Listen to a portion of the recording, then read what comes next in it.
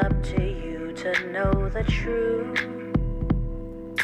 What happens next is all up to you. It is up to you to know the deal.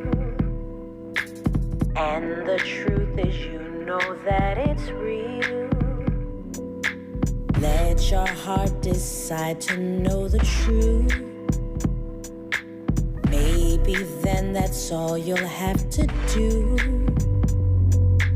Anyone can see there's lots of proof. Then inside you'll find you know the truth.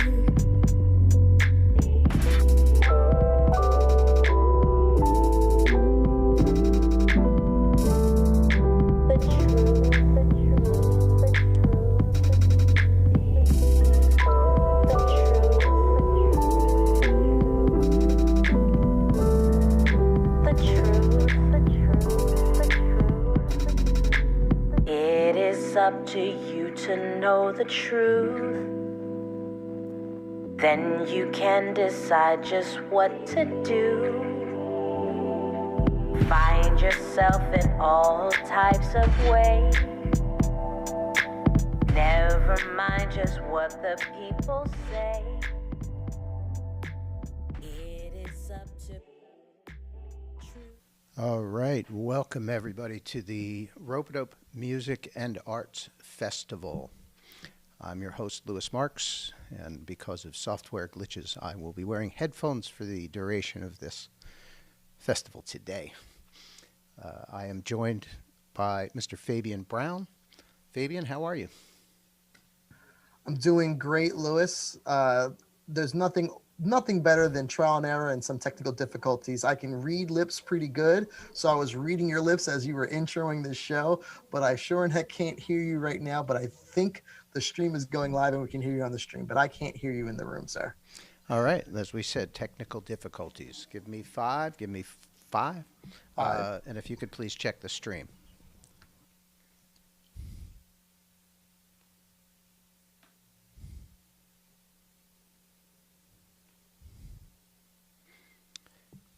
Mr. Brown, are we better?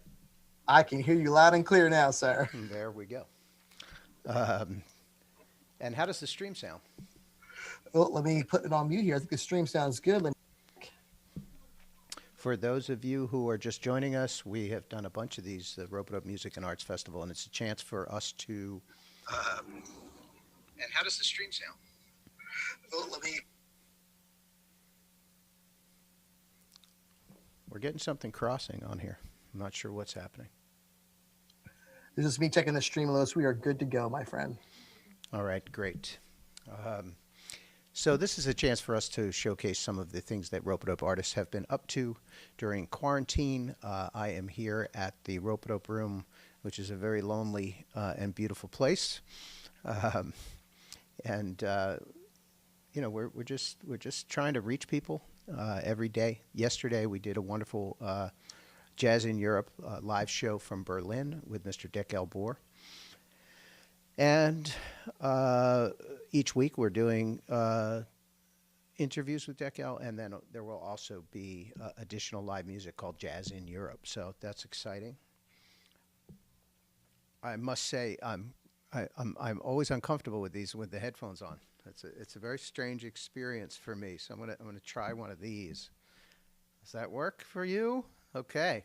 Looks good. All right, here we are.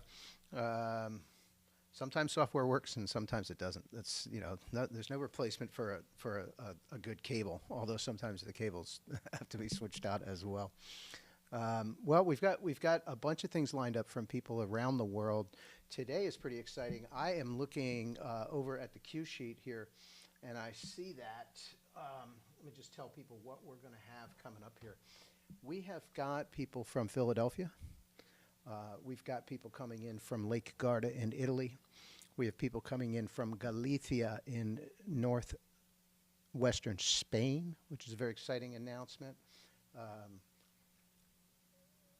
We have Andrew Finn Magill. We have Aditya Prakash.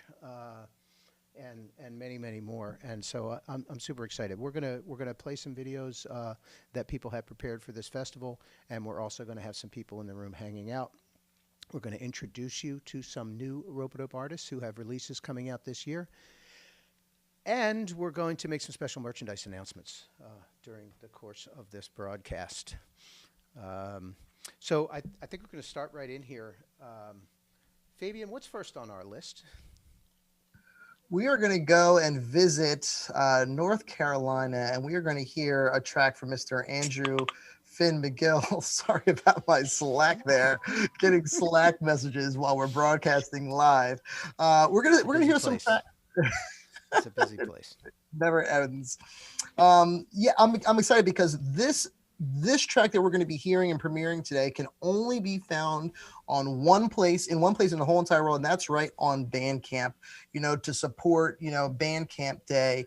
We've been in tandem running these music festivals along with Bandcamp Day for, I guess, coming up on a year right now, which is amazing even to think about that. Yeah, unbelievable. So Andrew has an upcoming release titled Festa, which will be released on July 2nd of this year. And we're going to hear a song titled Saxophone Na Ilha. Well done, sir. All right, let me do the switch.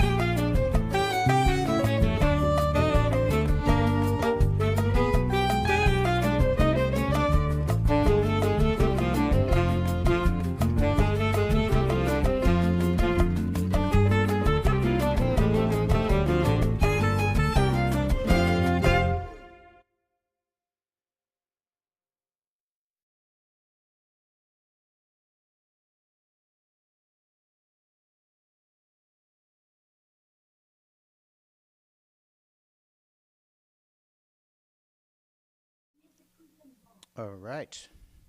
We are back. Does this get any easier? A little bit. At least we're having fun. If you guys are just tuning in and joining us here, we just finished hearing from Andrew Finn Magill, a surprise pre-order from his upcoming album set for release on July 2nd, titled Festa. We just heard Saxophone Na Ilha. Now, this track was actually meant to be Brazil in under 4 minutes, if you can imagine that. Tons of instruments, danceable rhythms, a sax solo in there, obviously, very happy major key, essentially one huge giant party. And we're going to keep things moving forward. And the next thing we're going to be hearing from is Aditya Prakash from the song titled Up in Flames, a video titled Up in Flames.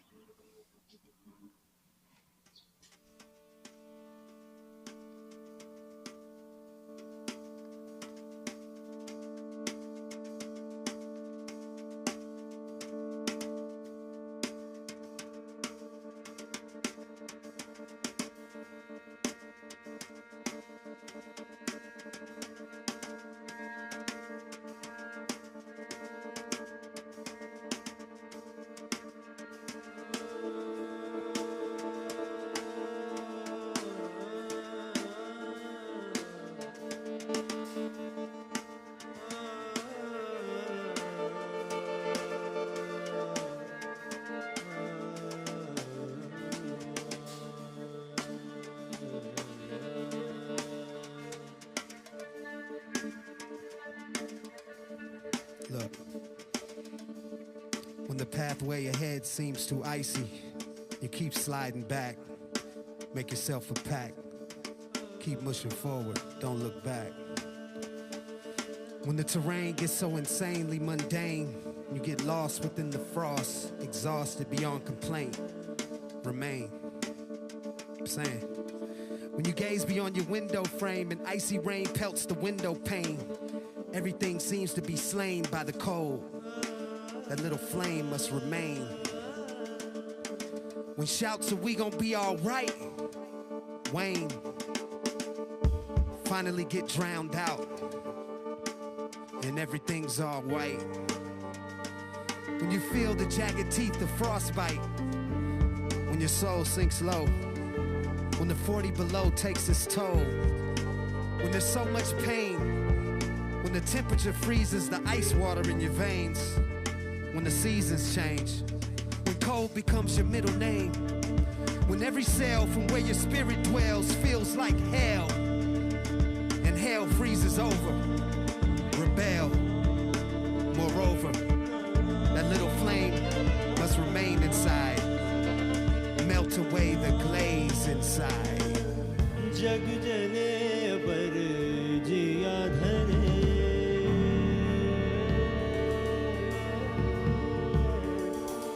jag jane par jiya dhare.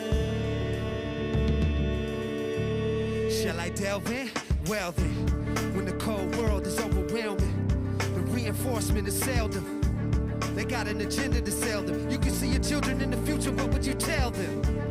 Tell them to stay upbeat. We will never see defeat. Raise the heat to Kelvin, that's called rebellion. We refuse to lose, walk in the shoes of leaders before us who sparked the fuse. Don't get it confused, this ain't about the chorus, this ain't about views. This is about change, this is about you. This is that little flame that grows, flies free from the mold. They tried to pigeonhole, gave us a different result. When the cold become critical, we flamethrow. To burn Hollywood, burn, we learn to flip out a turn. Firm that warrior spirit, pour my soul in the lyrics. It's hot lava though, words from the prodigal. Sun rays, the heat leveling. Dumb plays, all non-believers for some days. Melt the glaciers down around your pounding heart. Start to emerge out and feel no drought. Like we no doubt, no seeds of hesitation. Rip seed precipitation, pull the weeds out. That's what we about, we. 1,000 degrees, the crooked police on vacation. They don't just yell freeze, they try to freeze my generation. They let it squeeze, the spirit leaves them on the pavement. We hit the streets, we gonna see, we ain't to play with. We under siege, we fight back. We're burning this thing down if you fighting that. I know the system ain't liking that. When young Holden gets to writing that. Flame. Jag jale bar jiya dhare,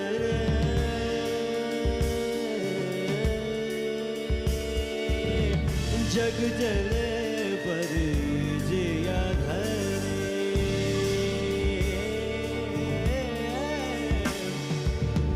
जग जले पर जिया धरे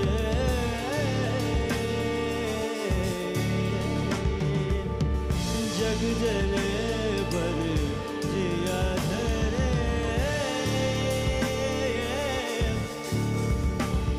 जग जले पर जिया धरे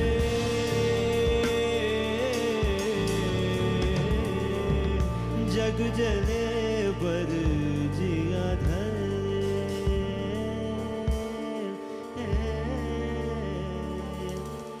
जग जले पर जिया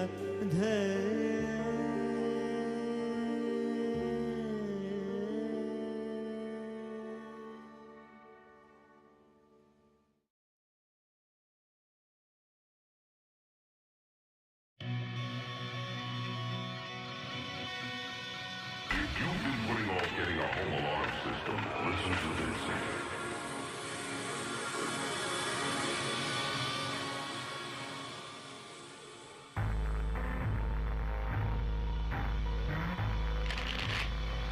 Make sure it ends with an X. Living in a house of cards. Living in a house of cards.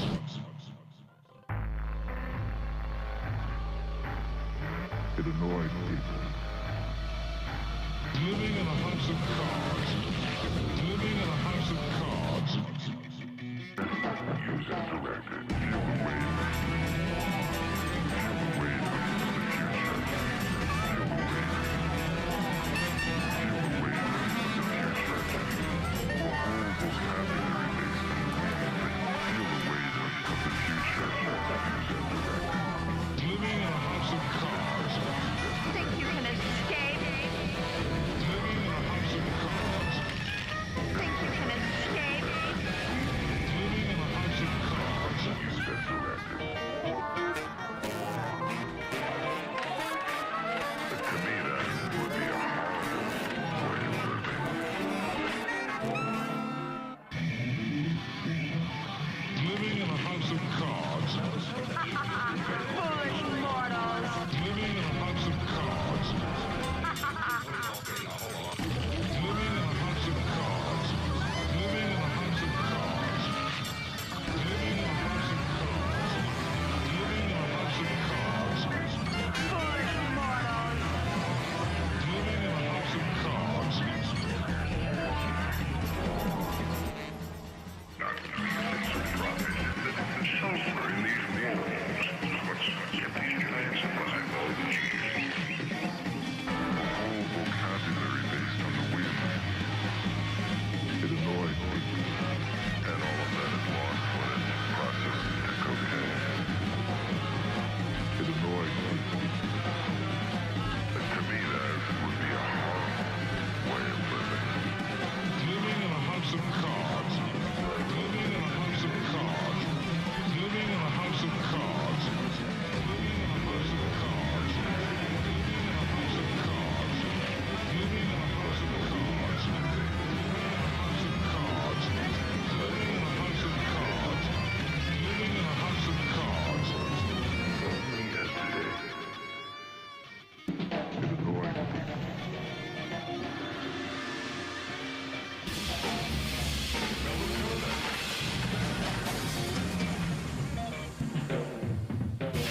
Think you can escape? Foolish mortals. Living in a house of cards.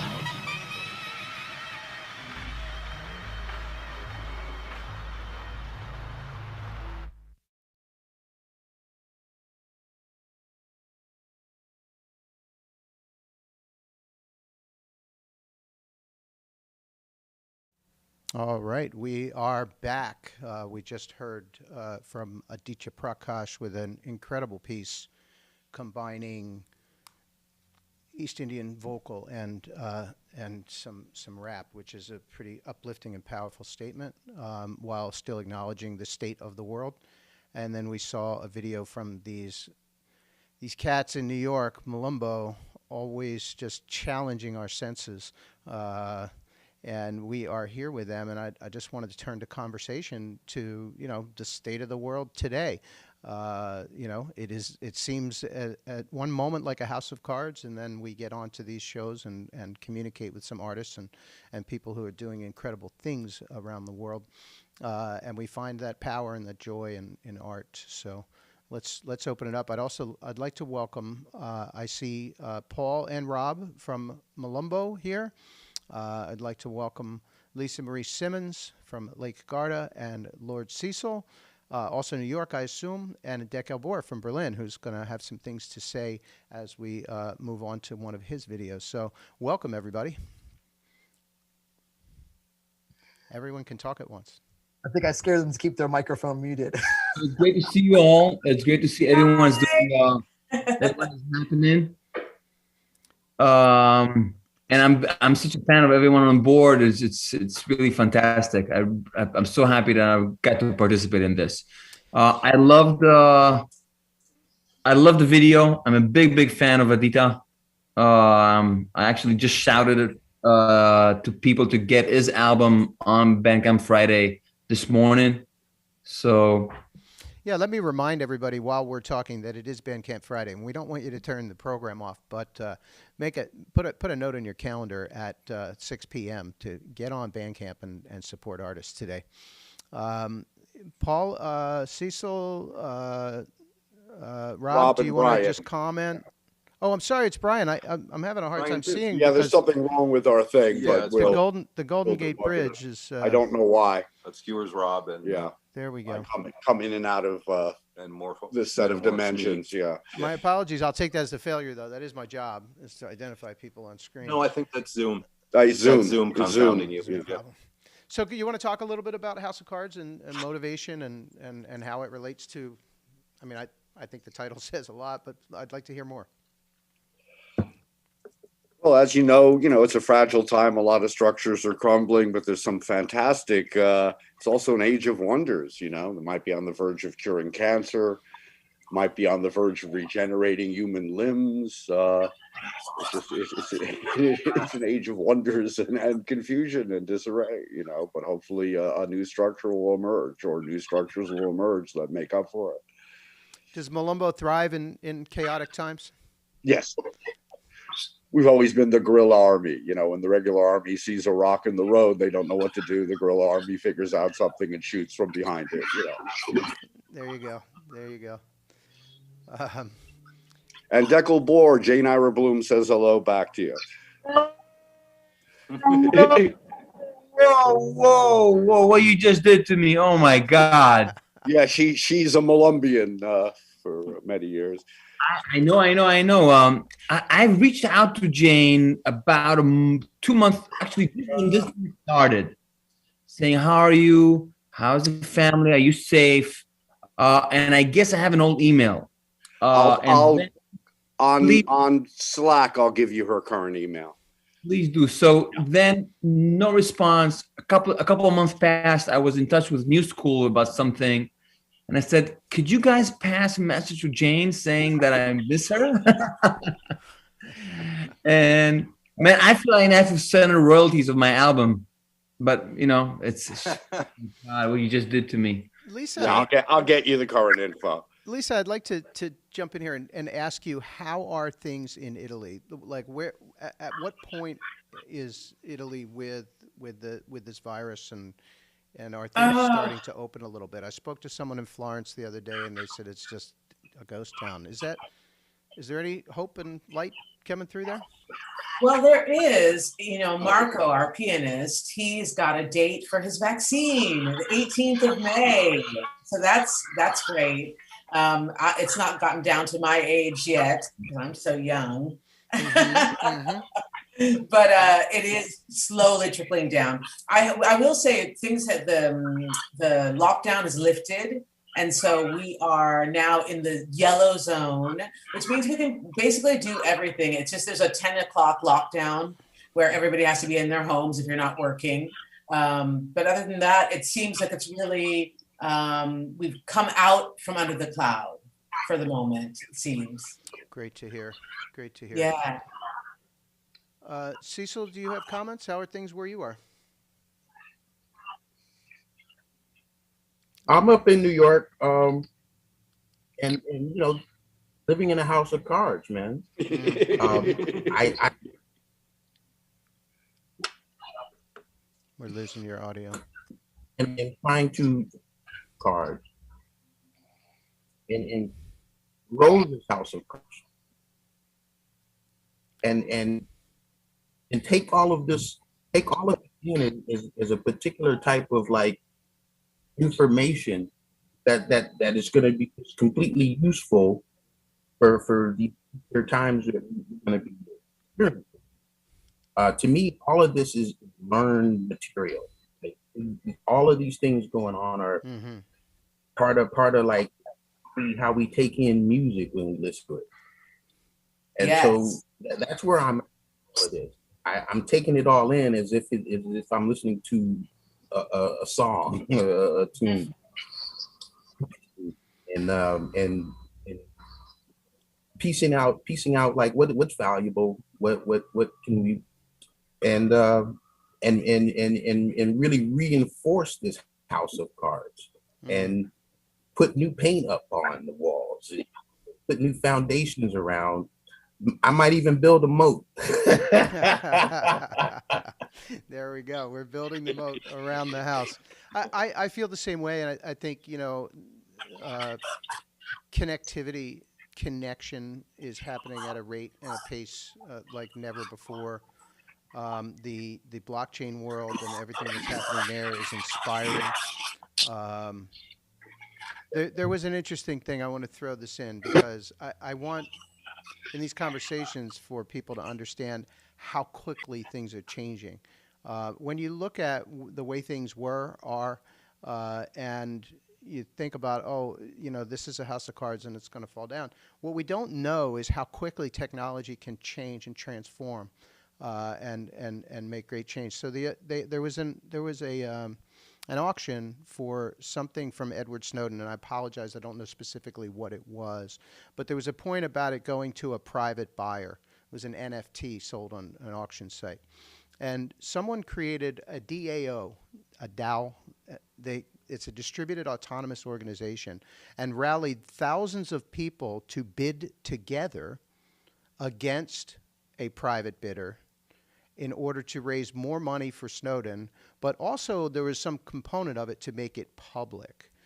And they actually rallied thousands of people, all threw money in together, won the auction, and succeeded, like in the matter of, I think, hours, you know, 24, 48, 72 hours, something like that. It was really stunning.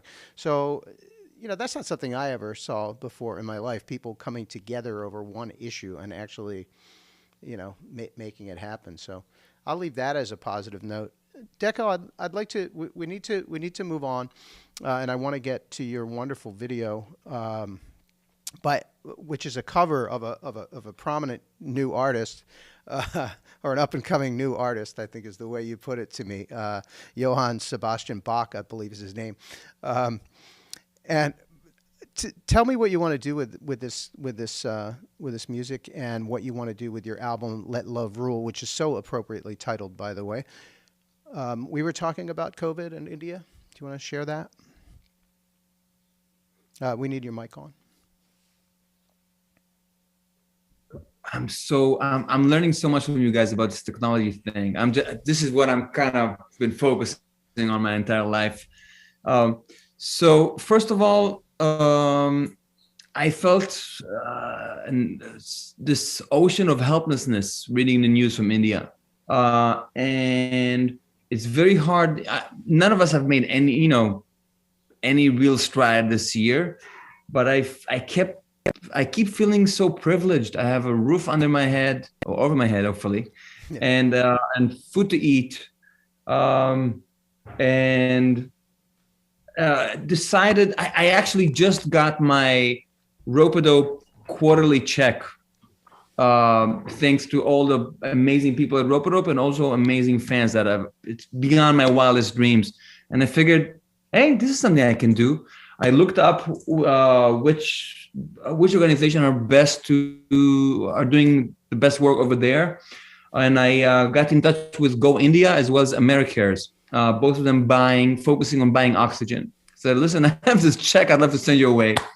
And basically committed to sending all royalties from streaming, and there's no money in streaming. Just so everybody, anyone who's watching, you probably already know this.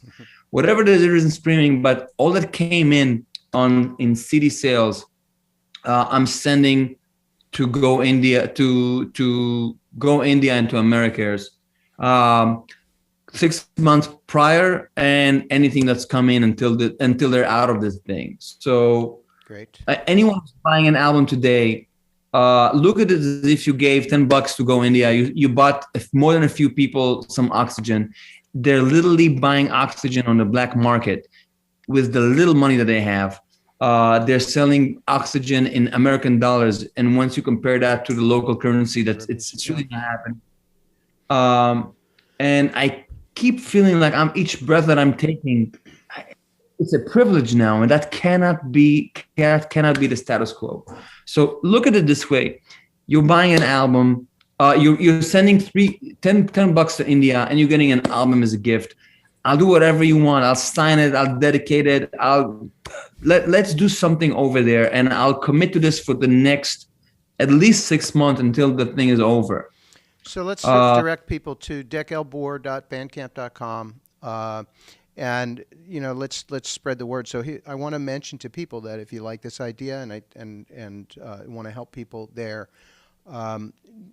it's one thing to go on and make a purchase, and that money goes direct. But the more people you tell, and you can gift on someone's behalf. Maybe you have someone who has experienced COVID and has made it through.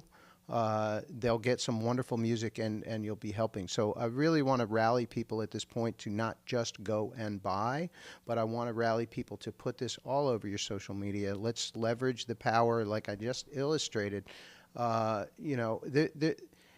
something like this, there's no reason why 500,000 people can't be involved, but it has to be spread around. We are limited in how we can spread things around, so please help us. And since you brought us up, if for whatever reason someone's watching and they don't dig my music, that's cool. Do something for someone else that is prominent. Let me know about it. I'll send you a CD as a gift for free. And if I'll send you Miles Davis as a gift. I mean, I gotta have this feeling that we're not alone in this. Mm-hmm.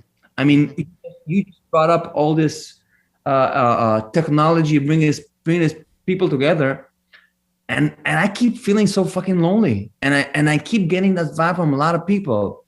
So we have to find a way that we're not alone in this challenge. I would like to add another comment on that. That's really powerful. And my comment is, COVID has fundamentally shifted my worldview, and you can look at this and any day you can go out and see somebody who's not going to participate.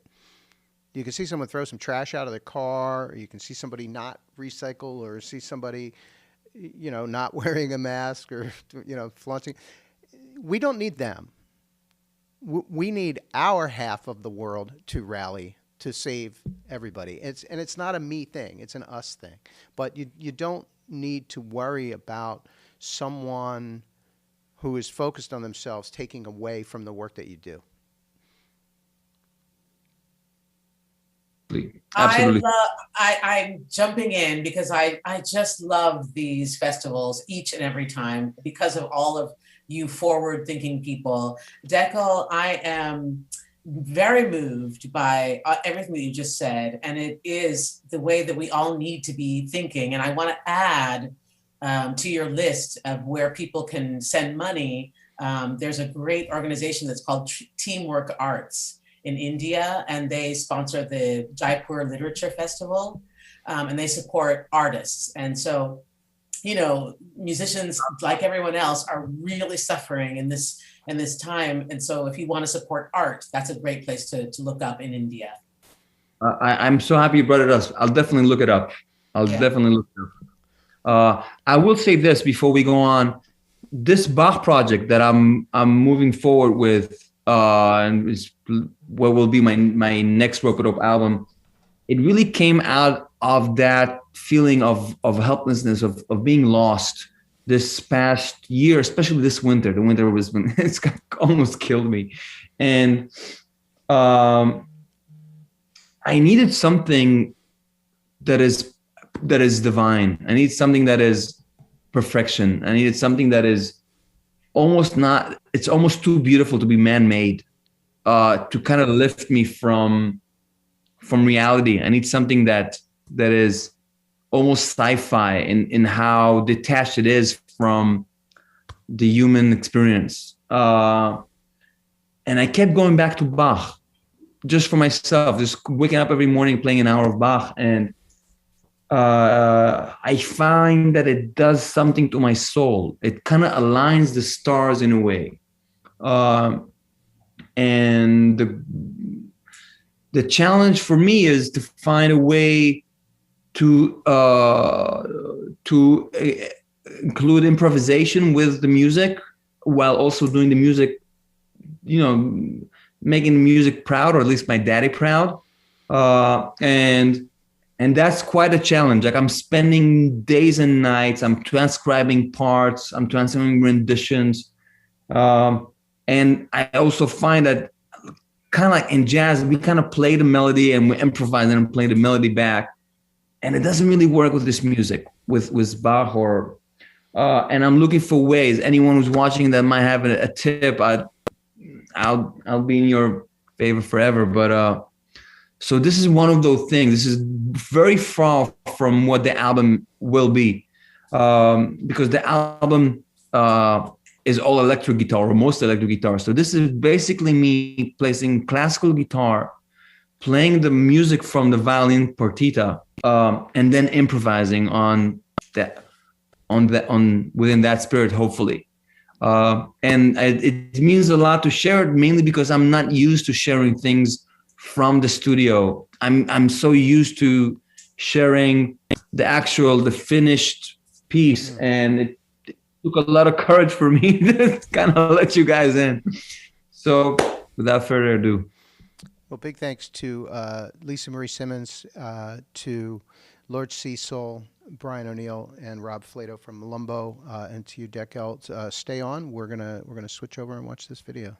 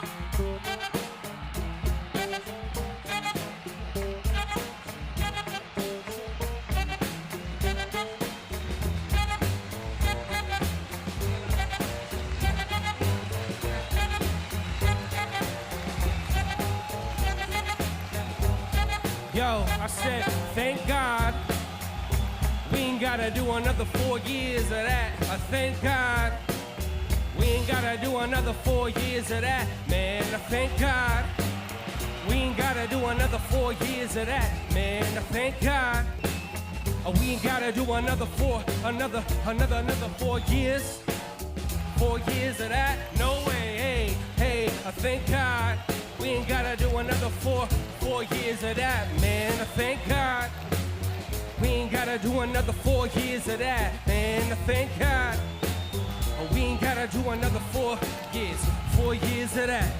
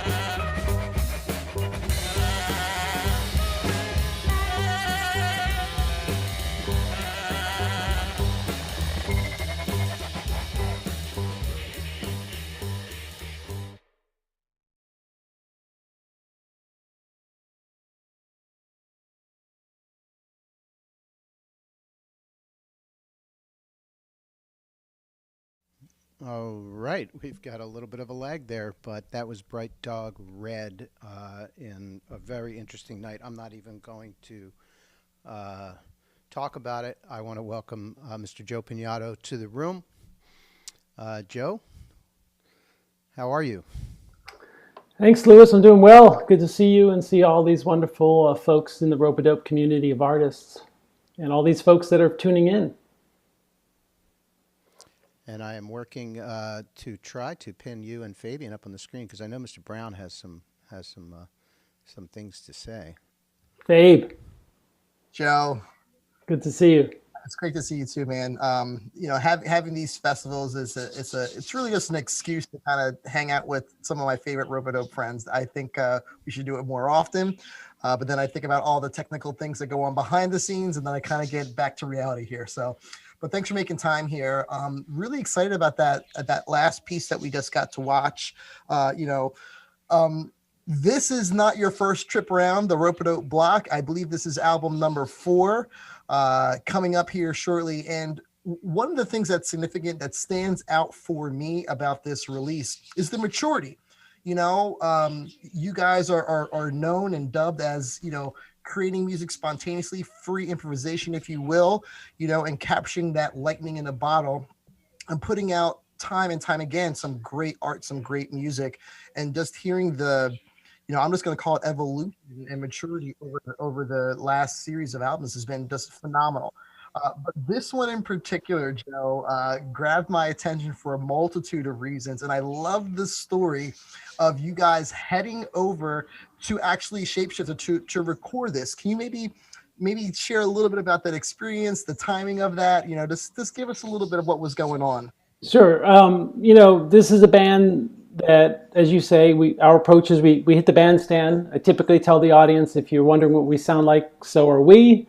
Every night is different and our sets are completely improvised. And we had the idea to do a live album, and the idea was we would do a short tour out west of the US, and we were going to record 2 or 3 of those dates and sort of piece together a live album. I'm glad that didn't happen. I'm not glad that COVID happened, but I'm glad that didn't happen because we would have made the album very differently and under different circumstance. Basically, if we had done that approach, it would have been like our first 3 albums, which are recorded live in studio. I then listen to several sessions, I edit the tracks, and in an iterative process, create an album of tracks, sequential tracks. For this date, it was very different for a lot of reasons. The first was there weren't going to be multiple nights. There was going to be one night at Shapeshifter Lab, a venue that's been great and supportive of us from the beginning. And because of COVID, there would be no audience. So we went in planning to do a live stream, no notion of a live album. And we went in with the trepidation of not having played at all in 2020, with the exception of Winter Jazz Fest. We played at Winter Jazz Fest in January, and then everything shut down. We had a gig actually on March 13th that was canceled right at the beginning of the sort of consciousness that there was a global pandemic. And so we went in, wondering if we could still play together. If you don't play together for a year, especially that approach, there's definitely going to be some anxiety about it. And there had been, of course, a lot of anxiety with being separate from everybody, all of the things that everybody's been talking about today and been experiencing with regard to the pandemic. But there was a kind of catharsis that changed the night, and that was the night that we did this live stream was the night the U.S. presidential election was called in the U.S. So there had been a sense that maybe the state of Pennsylvania would be called for Biden-Harris, and if that did, that would probably be a definitive shift in the way people understood the results of the election. But for my stateside colleagues, there was a period before that where people were pretty stressed out. And as a result, on the way to the venue, we already knew the news, but what we didn't anticipate is there were spontaneous celebrations breaking out in the streets. So, for example, I picked up one of the members in Upper Manhattan, and we got stopped by people dancing, honking horns, throwing confetti, just really beautiful kind of organic celebrations breaking out. And it was great fun, but then we started thinking we might miss the gig because the traffic was that bad. We didn't miss the gig, but you might have noticed in the video that our MC, Matt Coonan, comes on late. It's because he too was stuck in traffic caused by spontaneous celebrations. I think one of the bridges he had to cross actually to get into Manhattan coming from the east on Long Island was shut down by people celebrating.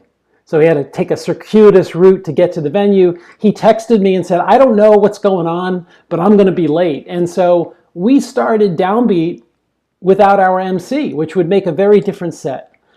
When he comes on, because of the COVID protocols, he has to come on to the stage via a very specific path, avoiding the tech crew. So we don't know he's coming on until he's literally on stage. So his entrance and the way we were able to just sort of hit a groove right when he came on, pure happy coincidence. And another happy coincidence was Cody Davies, who does the electronic sample manipulation in the group. He was experimenting with crowd noise as the sample that he was going to manipulate. So as Matt walks on, he's greeted by faux applause. Again, just good fortune, one of those happy accidents. But Matt felt that catharsis. He also felt a lot of the anxiety, the anger of the past or the previous years sort of coming out in his freestyling. And so the refrain of the track, which is called We Ain't Gotta, the first single from our forthcoming live album, includes the line, thank God we ain't gotta do another 4 years of that. And the energy of Matt then brought our set to another level. So that's one of the reasons why that's the first single, because we did not anticipate this being a live album, but the energy was there and the set just came together and was cohesive in such a way that we thought, yeah, maybe this is worth releasing. I absolutely love that story. I'm almost speechless, Joe, because again, knowing the music and sitting with it for quite some time, and knowing the cats in the band, and knowing your thought process, your creative thought process, and then you literally pivoting, shifting with all these things, COVID this, COVID that, and getting the ensemble together in a space safe. And producing what you've put together here is just nothing short than fantastic. My encouragement, guys, head over to Bandcamp, brightdogred.bandcamp.com, support these guys, listen to the music, all these wonderful musicians and artists here. It's been a pleasure. Joe, maybe one last parting words here. What's something that you want the artists and the fans in the community to take away from this particular album that they may not have experienced from the previous albums before? Fans, colleagues, other musicians, critics have all said, okay, if you record your albums live in studio, then how does that differ from a live set? Well, the editing process when we make an album live in studio allows me to go through that process I mentioned earlier, where I get 10 tracks. They're not necessarily in sequence. They're from 3 or 4 different sessions. This album was done with minimal editing. And when I first started putting it together, I was actually editing it the way I do all of our albums. And I was like, there's nothing distinctive about this. There was no audience there. It's just like what we do in our home studio. So I decided to change my approach, Fabe, and I edited it just to create tracks. So what you hear when you hit play is you hear the beginning and you hear the entire set. And the edits are only at points where it makes sense to cut, a track 7 to 10 minutes long. I left stuff in that normally I would edit out. So in the first track on the album, there's always 5, 6, 7 minutes of a set where you're kind of searching and figuring out where it's going. We left that in, and you hear the set evolve. So if you press play on Bandcamp and you listen straight through, you are hearing the set. We edited out only about 52 seconds of content, and that was simply to make the transitions make sense. And there was a little bit of a technical issue that we had to edit out. Other than that, you're hearing the set as it unfolded. But I gotta ask you a question, if I may. That's sure. Cool. I actually think you're a brilliant editor. I'm like trying to steal things from your albums, but I do think that. And I wonder what it was like for you now that you listen back to it. I think that this music often demands adversity. It often demands a great challenge. every great climber needs an Everest, and in the way that your album came together, it's so incredible. It's such an incredible situation. These are such extraordinary circumstances, and I'm sure that comes out in the music big time. Like I can't wait to get my ears into this, and I wonder what it was like for you. Yeah, I mean, thank you. First of all, that's really kind of you to say. It felt that way. I mean, when the set was done, like I said, we were all a little bit apprehensive at first. We were kind of wondering and thinking, is this thing still operational? And but early on, even in that first few minutes where we're searching, it felt good. It felt natural, and we were getting reports from Matt Garrison and Fortuna Sung, who run Shapeshifter. Who've been so supportive of our band. They were telling us like who was logging on, who had bought a live stream ticket. So we were finding out, friends and family, fans that we knew, media people, but also a lot of people in the U.S., but in the UK, in Europe, in North Africa, in South America, in Japan. Like we were getting these reports of people in these different places that we didn't know, and we were excited. So even though there was no audience present, it actually gave us the sense like that we had to be accountable. That was our Everest, Steckel, that we had to be accountable, that people had paid to come see this, that weren't just our friends and family, but people who had been following the band's development. So there was maybe an earnestness then that added to our anxiety. But as soon as the set started, it just unfolded, and the energy was there. And Matt coming in right when I decided to kind of switch up the rhythm, like on a typical Bright Dog Red album, that would be a track in and of itself, where I hit sort of that kind of backbeat and Matt comes in. It would start there, and you'd say, oh, wow, what a cool transition from the previous track. But there would be 3 or 5 or 7 minutes of searching or transition that would get lost. So for this album, I wanted that to be part of it. And when the set finished, Eric Person, who plays flute, alto, and soprano saxes. Yeah, I love his playing. Yeah, he's wonderful. Eric and I were talking with Matt, and Matt's like, I think that might have been one of your better sets here since you've been playing here. And I said, it felt good. And Eric's like, yeah, it felt good to me too. And Matt just said, you want to listen to it? I have the multi-tracks. And right away was like, oh, maybe we could release this. So the energy that I'm glad you're sensing that energy is there, because we definitely. Yeah, but also playing free music of freedom on election night. I mean, that has to be pure magic on itself. It just means so much. It just means so much. It's the first album that Bright Dog Red's made that's maybe overtly political. All of our albums are actually quite political, and if you listen to the lyrics, you will pick up on them. But it's a little bit more oblique, and it's in the form of kind of free associative and freestyle poetry of the different. We've had 3 MCs in the course of the band, and they all have their own approach, and they all communicate different things that are at their core political. And Lewis has picked up on it, like with "Housed by You," our second album. But this album, the moment called for it, and we didn't discuss that. That was just Matt came in and hit it. And absolutely. But before we listen, I don't know much about politics, but I do say that if there were ever a period in history where people needed poetry, this is the year. Yeah. Lisa, please, I'd like to hear your comments, and then I have to say to Joe that I think it's so interesting, this idea of the searching aspect and leaving that in. But that's what's missing in a lot of people's lives right now, not being able to go to live shows. That's something that's really valuable in the listener, that's like a fly on the wall almost. And rather than having everything be perfect and exactly the way you want it, to let it be organic like that is gorgeous, and a huge plus, I think, for the listener.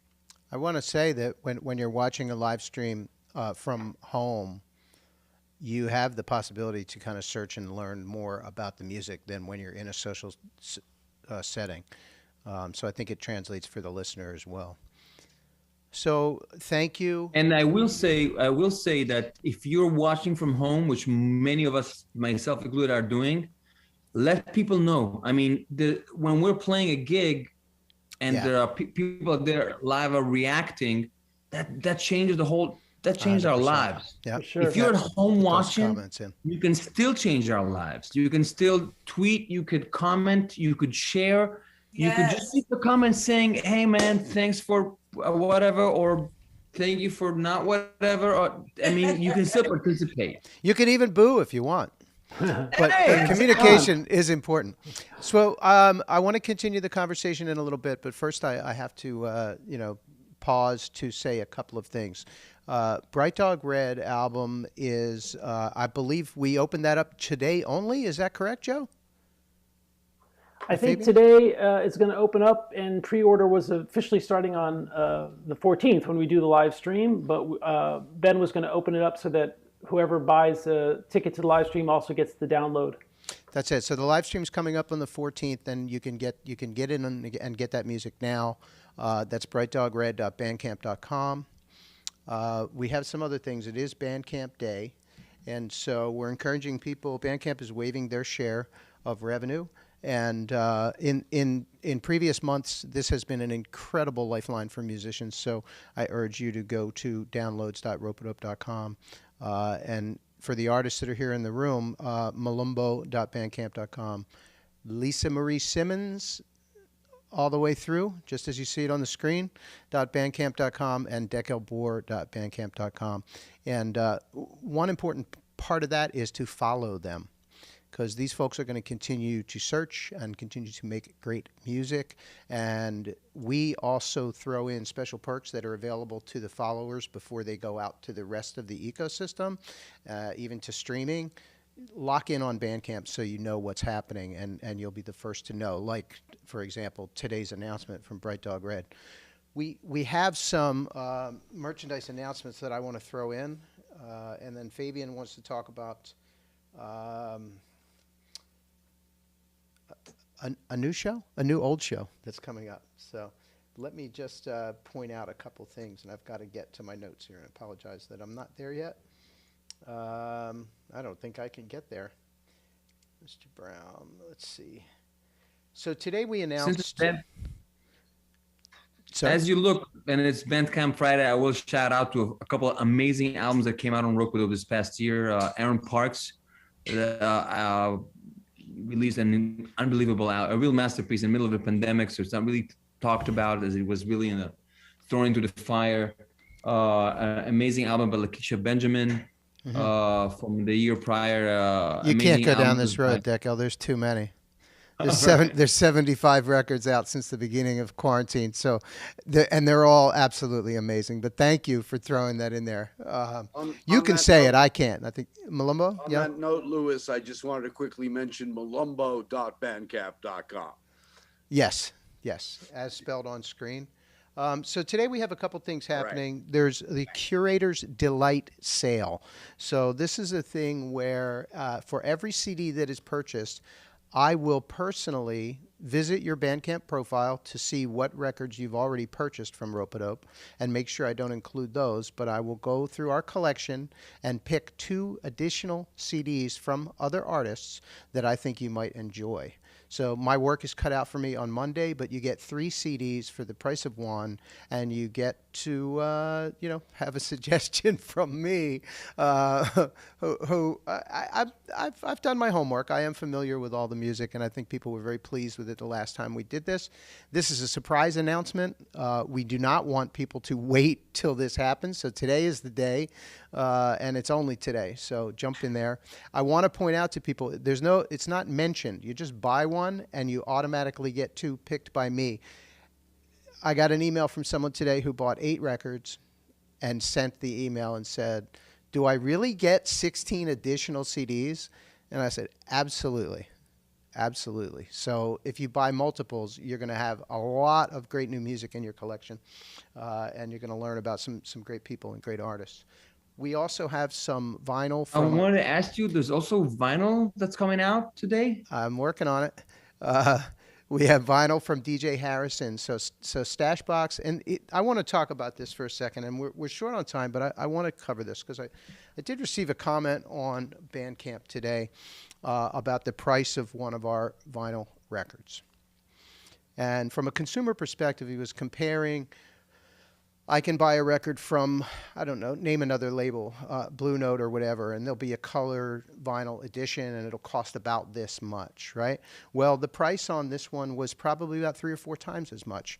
And the reason is because we know exactly how many we pressed, and we know that we're not going to press any more. We're not going to flood the market.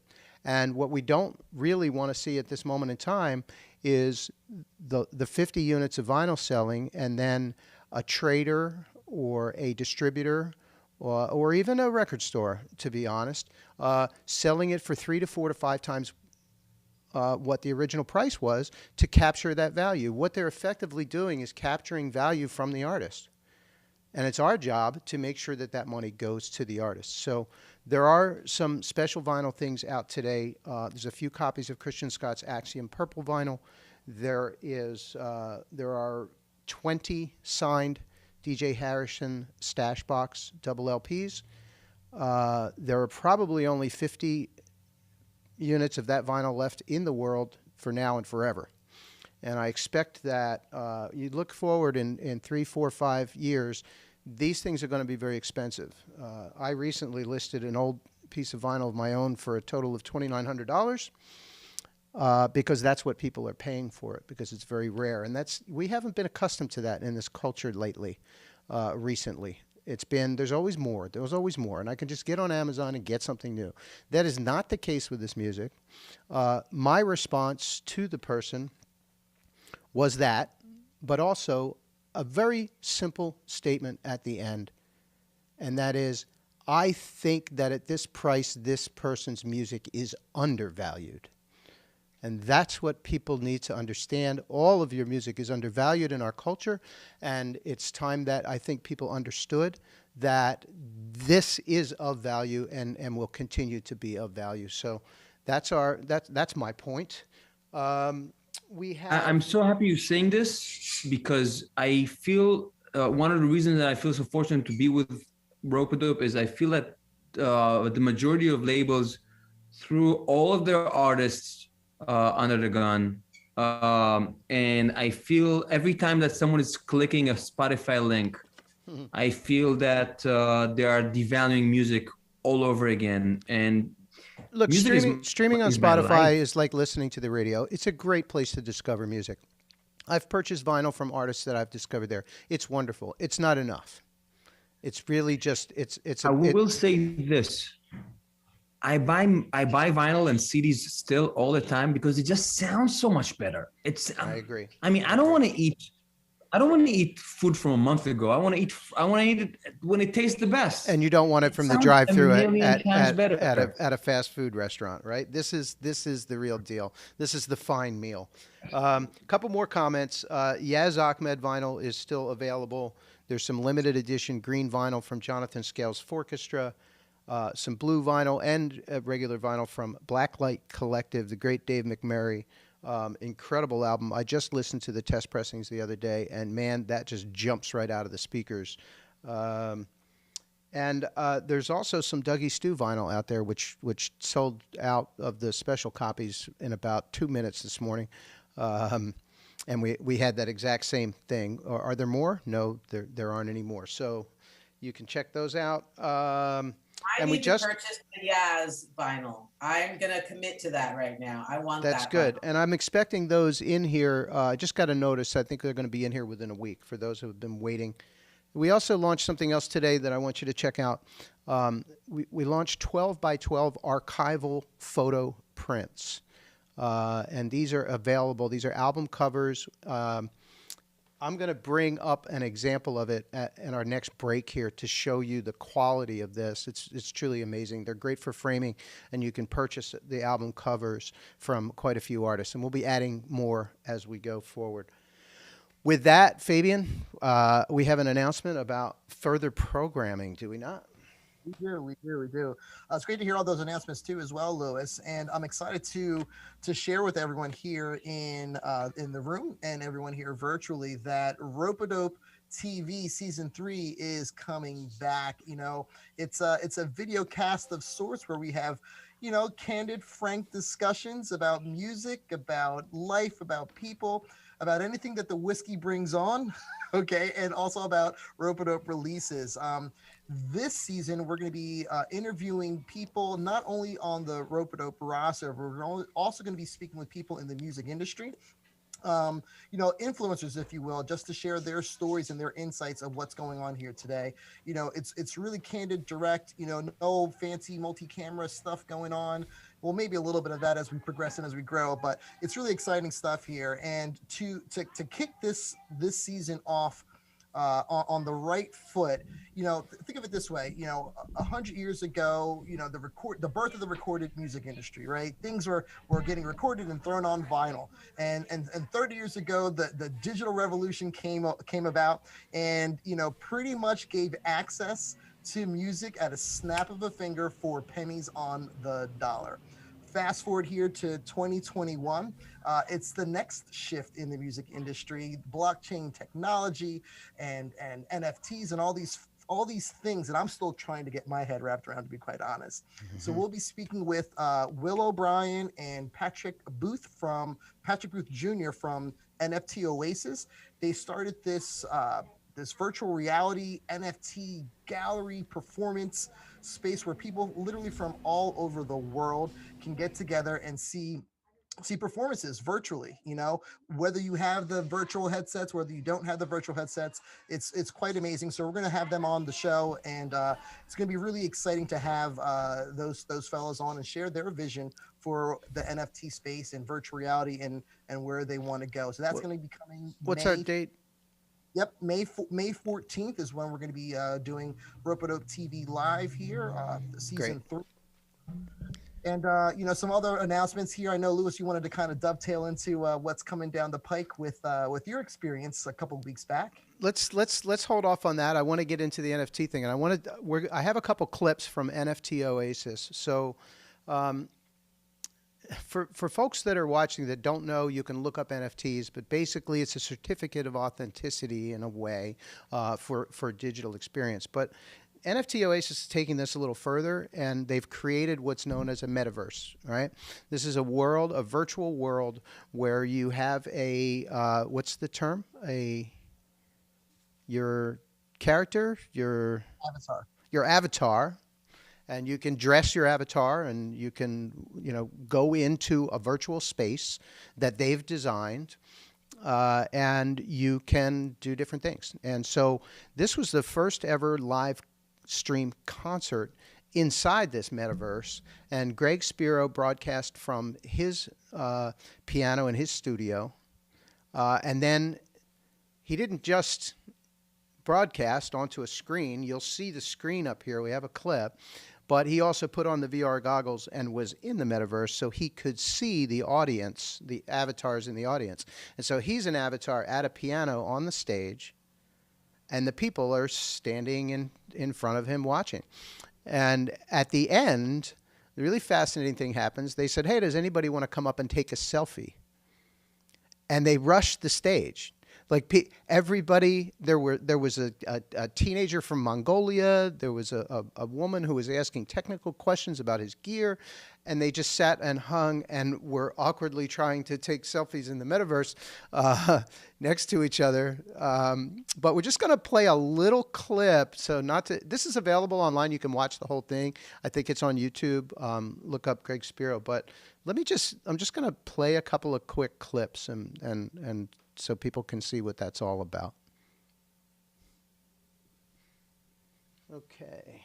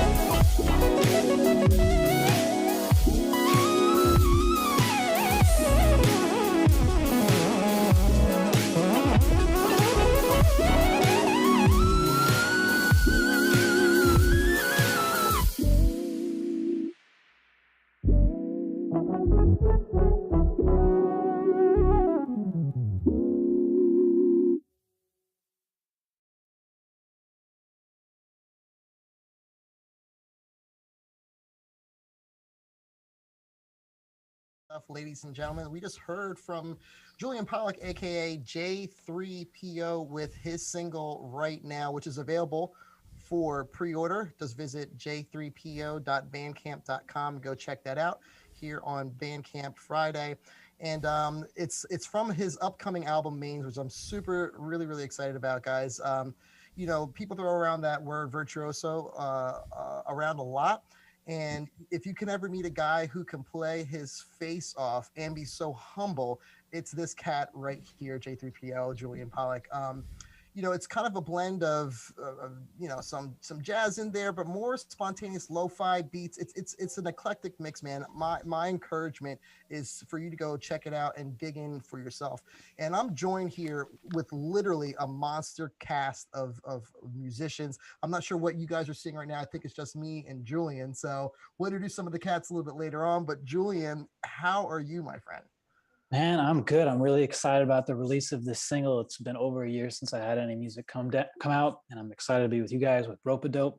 Glad to see so many of my peers on Ropeadope, including Joe Alterman, who I haven't spoken to a long time, but we went to school together back in the day. So that's awesome. And yeah, I'm just really hyped about the music. And yeah, what can I say? No, man, that's really cool. I've had, it's, you know, it's funny, man, working at Ropeadope, I've never have a shortage of amazing music to dig into. And just like hearing you and Joe, like having the vibe and the connection beforehand, that's a thing, man. Like I'm always asking Lewis, like, how do you find these cats? And where do you, you know, and it's just like a guy knows a guy knows a guy. And then all of a sudden, like the community is like right here hanging at Ropeadope. So Indeed. Super cool stuff, man.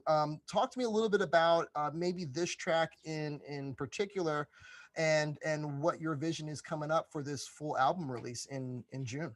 Yeah, sure. So yeah, the single that's released today is like, I don't know, it's just a bop. It's a fun song. Let's see. It's just like a lot of the tunes on the record. It just started as a jam in the studio. Interestingly enough, though, it just has this like one melodic motif that kind of keeps repeating throughout the track, and it's all just about how different kind of elements are juxtaposed to hear that line in a different light. And of course, there's a lot of little ear candy, lots of like fun drum production, synth sounds, some gratuitous synth soloing at the end. And but yeah, just kind of like, to me, a nice intro into the album to get people acquainted with the vibe. Because yeah, as you said, it's coming from the place of a jazz musician, but at the end of the day, it is more based in hip hop, electronica, lo-fi, and influenced a lot by old school music like Zapp and Roger, Blackstreet, Teddy Riley, but also influenced by like my peers, such as Nicholas Sumrad, Maxwell, all the cats doing the thing now. So that's exciting. And Maine's the whole record will be out in June, and I think I hope people dig it. I think of it more like a chocolate box rather than just like a whole pie of something. You get a lot of these different kind of treats to try out and taste. And yeah, I'm also very into food. That's why it's called Maine's. The previous album was called Small Plates. For Small Plates, all the tracks were a lot shorter, and this one is more Maine's. All the tracks are more fully fleshed out. So that's where I'm at right now. You totally dig that, and I love hearing the musical influences that inspired the birth of this album. Talk to me a little bit, dude, about the creative part, the producing and the production and the writing and putting all of this together. Listening to it, I can tell there was tons of attention to the detail of almost every little like microscopic sound that I'm hearing. So talk to me a little bit about your process and how you put this whole thing together. Sure. Yeah. I mean, as we talked about earlier, I do feel very much the identity of a jazz musician, but one who's gone on to spend a lot of time in the world of electronic music production, where you're, every single moment, not that every single moment doesn't count when you're playing live, it does. It's just, it's different when you're, it's more in a sense like a composer, the composition part of being a jazz musician, or like a big band chart or something like that, where everything's is predisposed. But yeah, a lot of the album, the content came from playing, the vibe of it came from playing with a band that I play with a lot called the Lesson GK, which is basically, for years in New York, we had a show every Thursday night for 3 hours, and it was all improvised music, completely improvised. Not necessarily like free jazz, but it was, like hip hop, but everything would be composed in the moment. And so a lot of the sounds that and kind of harmonic ideas and textures that we developed in that band, I kind of tried to take those and record them and put them onto electronic paper, or MP3 paper, if you will. So for the record, everything is very hyper organized, hyper detail oriented, and I'm looking forward though to taking the themes and the ideas of the tunes and playing them with a live band. And sometimes maybe we'll play them pretty close to the record, but I'm also really looking forward to playing with certain musicians who understand the lingo, the style, the vernacular of the idiom and the genre, and having a really improvised show around those themes. I love it. And before we push on with this program, I got one more for you. Checking out and getting into the world of J3PO, and looking at your socials and stuff, man, you have a great following. You get people who just admire for what you do. What would you like the fans to take away from this album, maybe a little bit different from the last album? That's an interesting question. As far as the last album, the title Small Plates really implied what it was. It was, the tunes were all pretty short. It was more about, if you went to a restaurant and got some appetizers, that's what that record was supposed to be. And this really was a lot of those tastes, a lot of those ideas, but much more fully fleshed out, so that a lot of the tunes, instead of just being a lo-fi beat that just plays for a minute or something like that, there's a lot of contrasting sections, development, and just a more kind of involved process with those same types of materials. And so I hope, whoever's following, whoever's into it, just feels that and feels like there's a more complete meal to be had with this whole genre. Freaking, I absolutely love it. j3po.bandcamp.com. Make sure you're following on Bandcamp. Go ahead and pre-save it on Spotify and all those good places. And right now I want to welcome the breadth of amazing artists and incredible in the room and bring it right back to Lewis, because I don't even know how you do it, Lewis. How do you do it, sir? How do you do it? I am blessed. People find me. I guess I'm fairly visible. It's really, really exciting. It's been exciting charting some new direction a little bit at Ropeadope. We released 75 albums last year, 72 the year before, probably 60 and 50 in previous years. And this community has grown amazingly. COVID, sort of forced us to slow down, stop. Scale back a little bit. There's certain things we couldn't do. So we said, we're not going to put any music out in 2021. And here's the result. However, what it's allowed me to do, I love Julian's food reference, and he and I have talked about this. Christian Scott Atunde Ajwa often mentions nutritional value as a descriptor for the kind of music that he wants to make, and I think that on this wall there is a whole lot of nutritional value, not traditional value, but at the same time.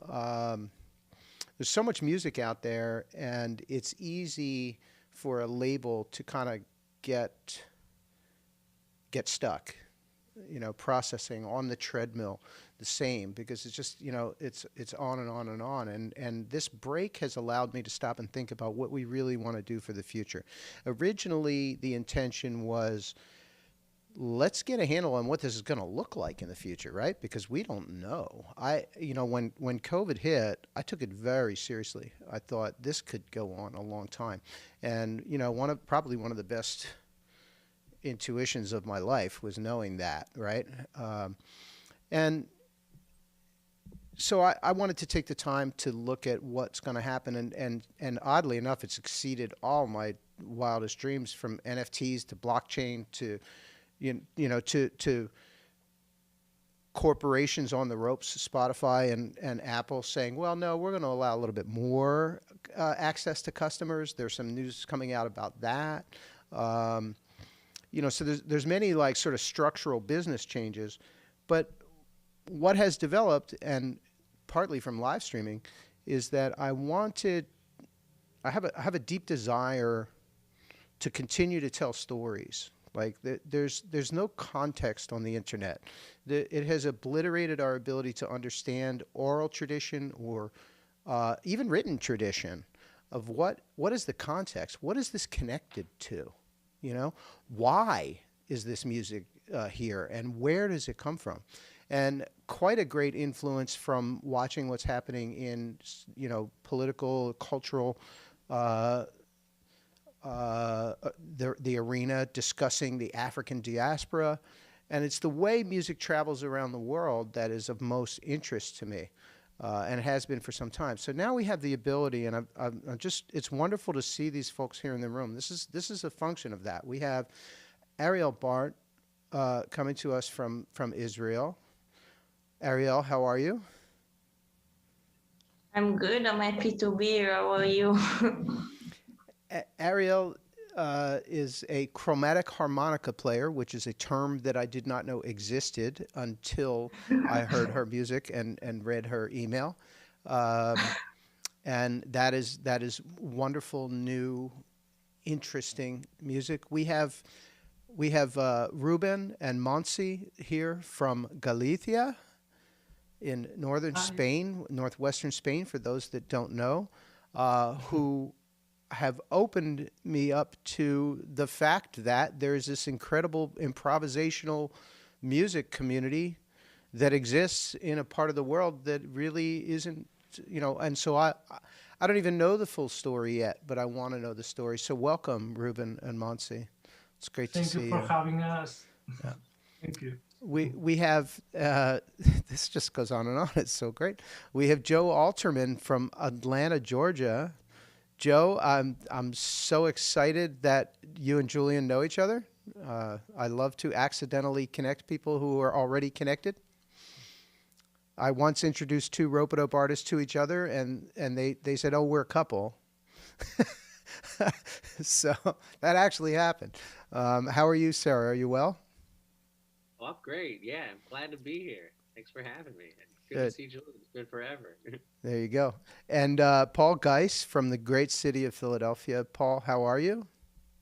Doing great. Happy to be here. Paul brings there's a wonderful story to be told there about it's important to understand in the concept of world music and global music that they're now calling it, right? That it's not an opposite. There's not, excuse the term, not white American pop music and then all the other music, right? They're all parts of one whole, right? And Paul brings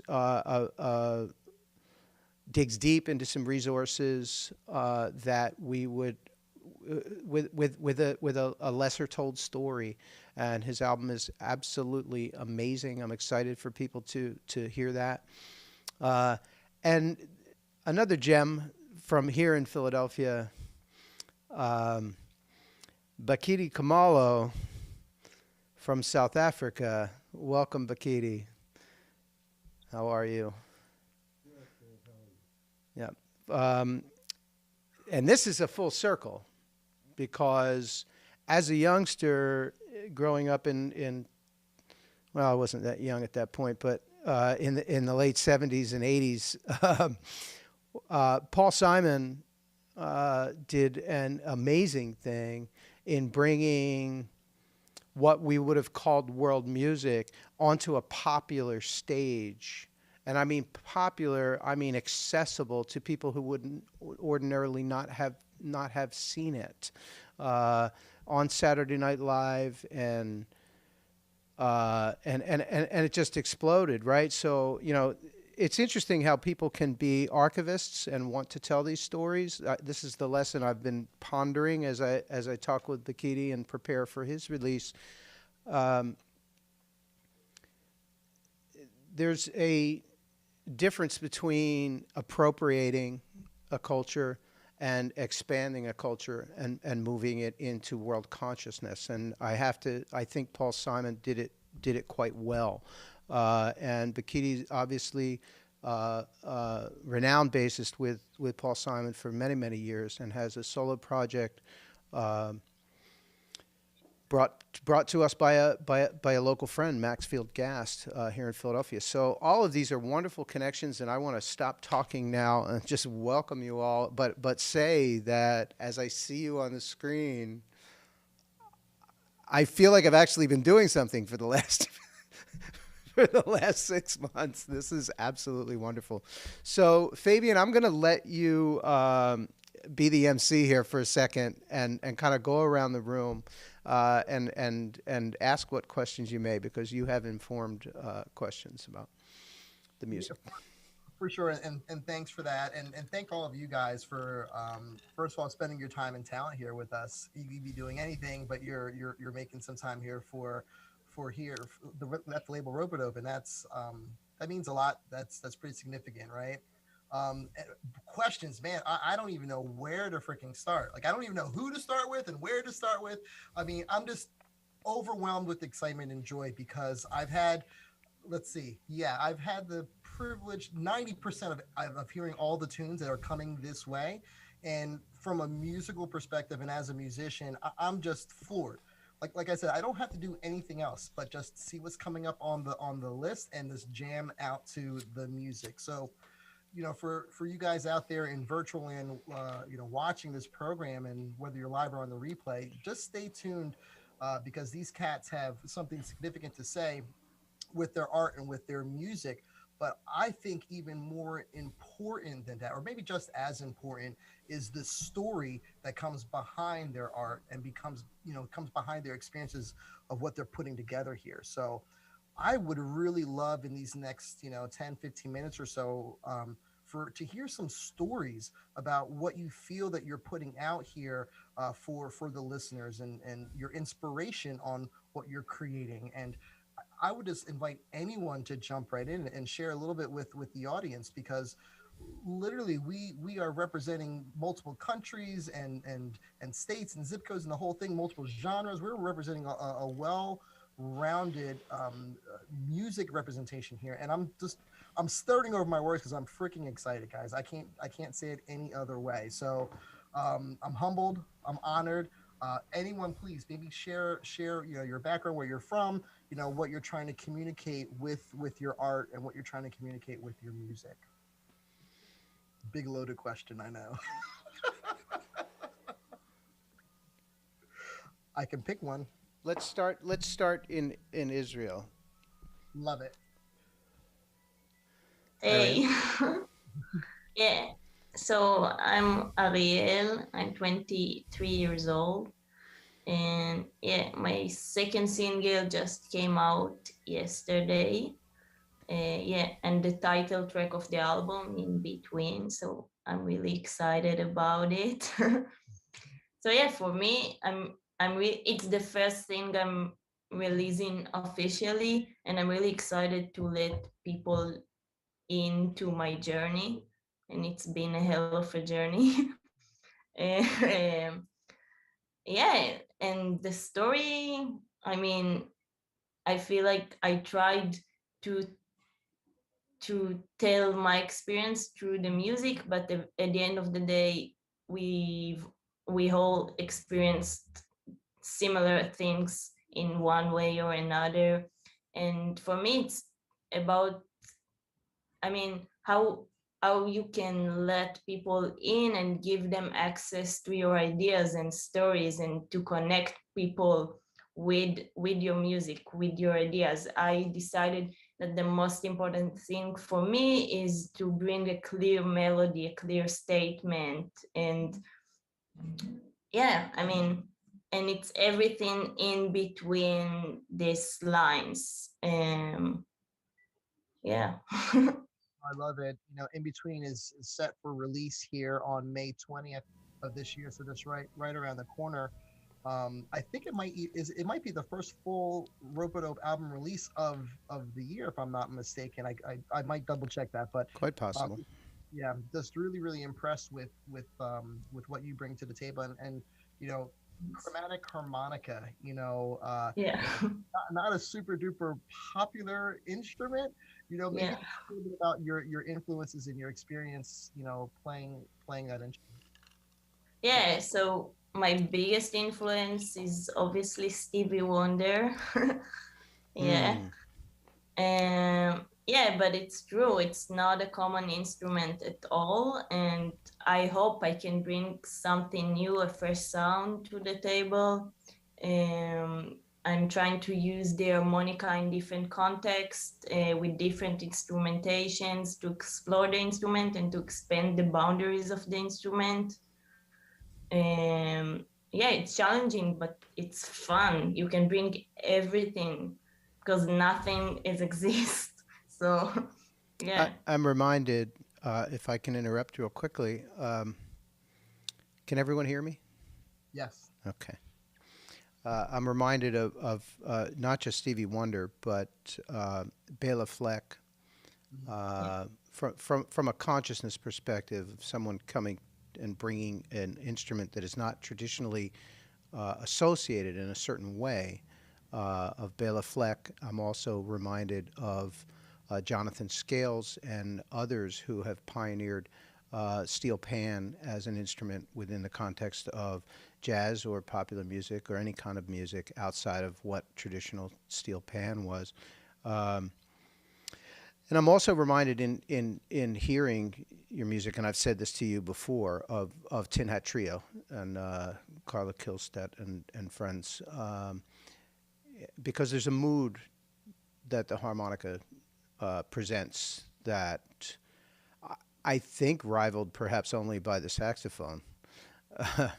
There's just a feeling, a quiet dark street with street lights at 4 a.m. kind of a vibe.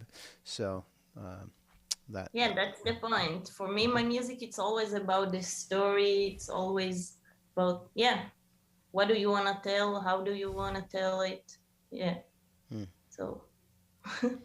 Really excited now. Again, that's coming right around the corner, May 20th, for Miss Ariel Bart, titled In Between. You can visit arielbart.bandcamp.com to preview some of the instant gratification tracks that are out right now. And I'm just going to kind of move down. I'm looking at the release schedule here, looking at all the people in the room. And, we had some time to speak with Julian earlier. His release is coming out on the 4th. Again, both pre-order is available today for all of you music lovers out there. And I'm looking, the next cats in the room, Trilitrate. You guys, I mean, first of all, when Lewis came to me with like, guess what I found?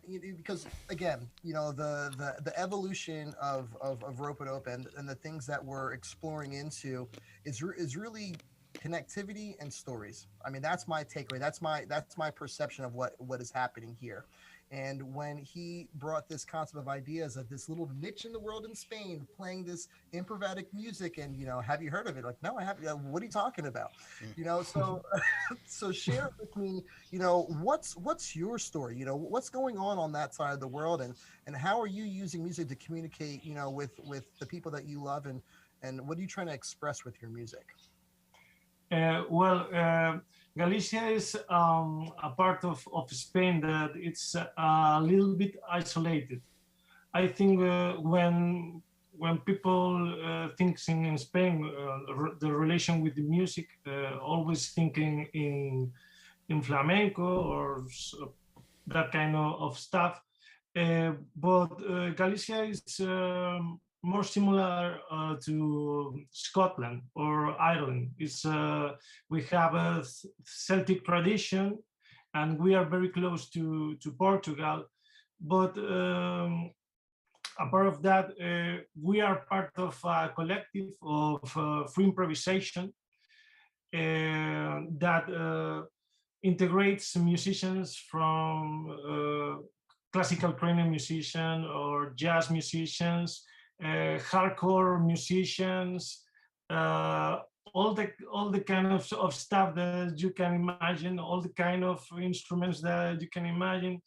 And I think that maybe it's for that isolation we have to play together, hardcore musicians with classical musician, and a cello with a theremin, and Trilitrate begins in this kind of situation. We began making free improvisation music, but then we were very interested in folk music and classical music. We are all classical trained, and the music of Trilitrate is the result of all this mix. That it's a crazy mix. I played in post-hardcore bands, and Elena played in, I don't know, classical quartet, but in a lot of projects of improvisation, and Marcos likes noise a lot. And so I think that is what makes Galicia so unique, because I think the rest of Spain is there are really good music in the rest of Spain, but I think in the rest of Spain there are more concrete music. It's like rock music in Madrid is really cool, or flamenco in Andalusia. There is an harmonica player that made a flamenco that it's really amazing. I don't know if Ariel knows. His name is Antonio Serrano. For sure. For sure, no? Yeah, it's one of the best. Yeah. He's one of the best. He played with Paco Lucia, and well, and I think that's the story of Trilitrate. It's a really crazy mix. Wonderful. Monse, do you have anything to add?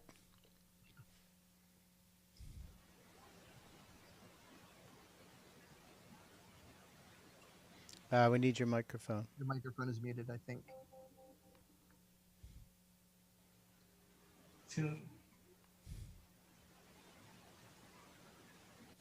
Now? Yeah. Sorry. I will talk a little bit about the visual part of Trilitrate. That's because I'm who makes it. I'm like a visualist or animator that makes live visuals in the concerts with zoetropes and optical illusions. And why we make things like that? I don't really know. That's because we are all friends and decided to do this, and thought that it could be really interesting that make something between cinema and music together. I want to point out that when I received an email from Trilitrate, I will say that properly now, thank you.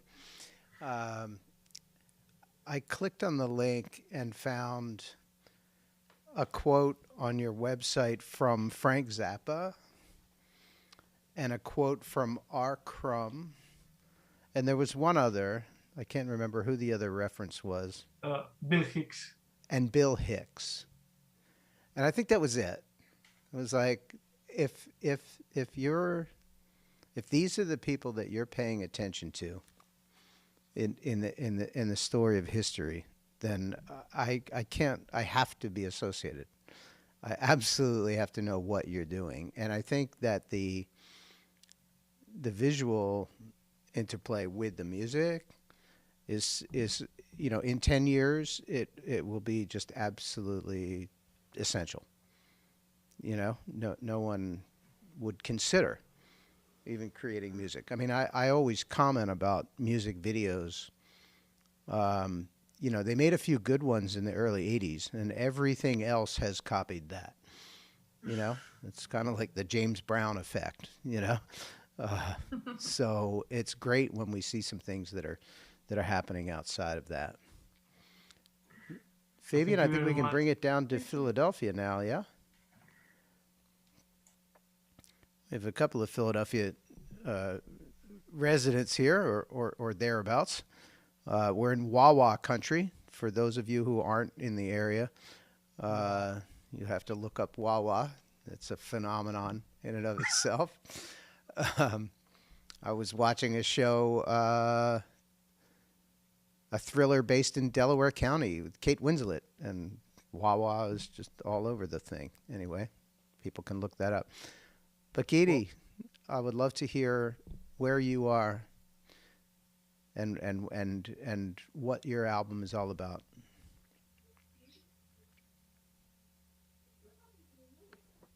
I think we need you to hit the mute. There it is. Muted, sorry. First of all, I just wanted to say thank you. I'm just so grateful and honored to be part of Ropeadope. I've known about Ropeadope for a long time because I was thinking about Muhammad Ali and then Ropeadope, and I put it together. And then I met a lot of people that they knew about Ropeadope. And so it's a really exciting moment for me. And then, of course, I've been traveling a lot of time with Paul Simon. I played on the Graceland. I came from South Africa, and I had no idea what I was doing, but then it turned out to be something special playing with Paul, and then I knew that now I just got to learn every day and be part of this project and grow on it. And then, I took chances. play with Paul for many years. I think coming up this August, it's going to be 35 years. And we just finished the final tour about 2 years ago, before we Wow. got the pandemic. And that's when I get a chance to stay home because, as much as I like traveling all the time, but it was a lot of confusion, the hotels and everything. And I got my studio and I want to be home and I want to create, but I'm always traveling.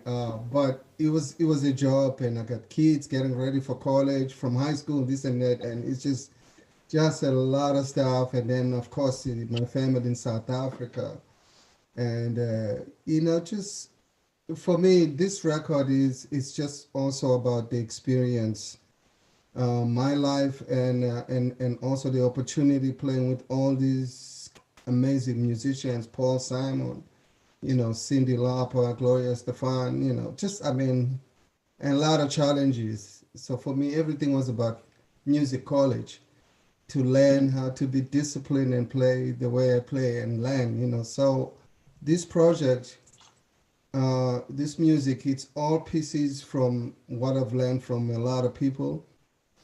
And then also too, some of the stories is from the people that have traveled the world and I've met homeless people, and sit down and talk to them for a minute and listen to their stories and then compare my story with them, coming from South Africa, not educated, and but kind of learn things on my own because my parents, they were chaotic. The country was a mess. Everything was kind of chaotic. So you have to fight to figure out what you want to do with yourself, or else, your day will end. So, just stay with the bass, and I didn't even have the damn instrument, until I was like in the 20s. So every band I joined, they have the bass, and some of the bass have blood in it because, the strings, they break and then they patch them, and then, and the fretboard is, so I will play everything, just to like really learn and get out of this. And until I was discovered by Paul, but, just my life was just about learning, and I'm still learning, and I learn from my kids, and now I have a program. It's called the Music Mentors, that I get a bunch of kids from around schools here, and then put a band together, teach them how to practice, how to listen to their instrument, how to respect the scientists to build this instrument, that you can get the sound. You can play the fretless, but you just gotta listen. you know. So and just everything. It's about like every day make it different, and also because there's so much every day. A lot of things are changing. I didn't know anything about pandemic until I got here. Yeah. So now I learn about pandemic and wash my hands until I cannot play my bass, and I get to the restaurant and I'm talking people. Of course, I have a bad accent, so when I'm talking, people they're like, we don't understand. So I said, well, it's the mask, So I'm like, but it's all great life, It's an amazing life. And then coming to America it was amazing. I was like Eddie Murphy when I watched that movie, Coming to America, because I didn't know a lot of things. And I remember I got married, and my wife, I didn't really show my wife that I don't know a lot of things, but playing the bass, and I can't speak very well because I was quiet most of the time. But then she sent me to the supermarket to buy a clove of garlic. I didn't know what the hell is the clove of garlic. So I'm at the supermarket standing there. I'm like, what the hell is clove of garlic? And I was embarrassed to ask the people too, because, So I come home and I said, what, they don't have the clove of garlic. And she says, no, I know they have it. So we had to fight, and but a lot of things, even my wife, when she was pregnant, I had to learn about her pregnancy, and all that stuff for me, and I had to take the bass and put it in the back and say, look, now it's life, because the bass is part of life. You can't just play the instrument and thinking like, I want to be famous or I want to make money. It's life. You're carrying life. As for me, playing the bass, it's a lot of responsibility, because I have to listen to the song that's 5 minutes long and make sure that I deliver. And then I understand everything in the song, what's going on in the song. That's why my music, it's just a combination of everything I've learned and I'm put together. And not to make this record as a bass record because that's been done. But my thing is just the foundation and let everybody enjoy to create right on top of that. And I use the sound, different basses, I play fretless here and there and then upright bass, but just to make the song sound like a song. And I've learned that from Paul Simon because playing for him is being educational and learning all these songs that he did in the past, like, you know, in the 70s and, you know, so that now I'm taking this to my music and I hope the fans, they're going to appreciate it. They're going to love it. Wow. Well, I just thank you. You know, talking about stories and context, there's a story that you have to tell in hopefully a little bit of oral tradition for people that are interested in music and also have lost connection with things that happen. You know, the life that you speak of in South Africa is probably not something that most young people even understand or know of today. And I look forward to digging into that and you know, as long as it's not uncomfortable. But also the language of music is an emerging narrative that I think people are ready to hear, that, you know, of all the languages, you know, and they say music is the universal language. I'm not sure it's that. I think it's the higher level language. And for people to understand that people can communicate in a different way, as you just expressed on the bass, that's truly amazing. And I want to thank you, and I look forward to chatting with you more. I'm gonna echo that and thank you for that. I mean, all of you wonderful guys, and just at a respective time, you know, Paul, you know, also hailing from Philadelphia, you know, it's really curious and interesting to me actually, because while most people come to Ropeadope to share, you know, their original compositions and their original music, you know, you've taken a different angle and a different spin, and I would love to hear, you know, the story behind that and your choice of hymns that you brought to Ropeadope. And tell us a little bit about that, Paul. Yeah, so I do write a lot of original music, but I was looking for ways to, you know, express my values through music, and I turned to the church I grew up in, the Unitarian Universalist Church, and their hymnal, which is Singing in the Living Tradition. And I looked through it for source material for things that I felt were inspiring for me, for, you know, guidance and how to live life, and things that I thought would be other people would be able to, you know, reflect on positively also.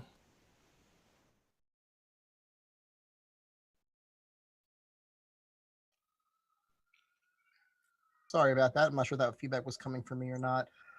And Paul's record will be coming out later on this summer, in August, I believe August 27th. So listen out for that. And certainly, last but certainly not least, we have Mr. Joe Alterman.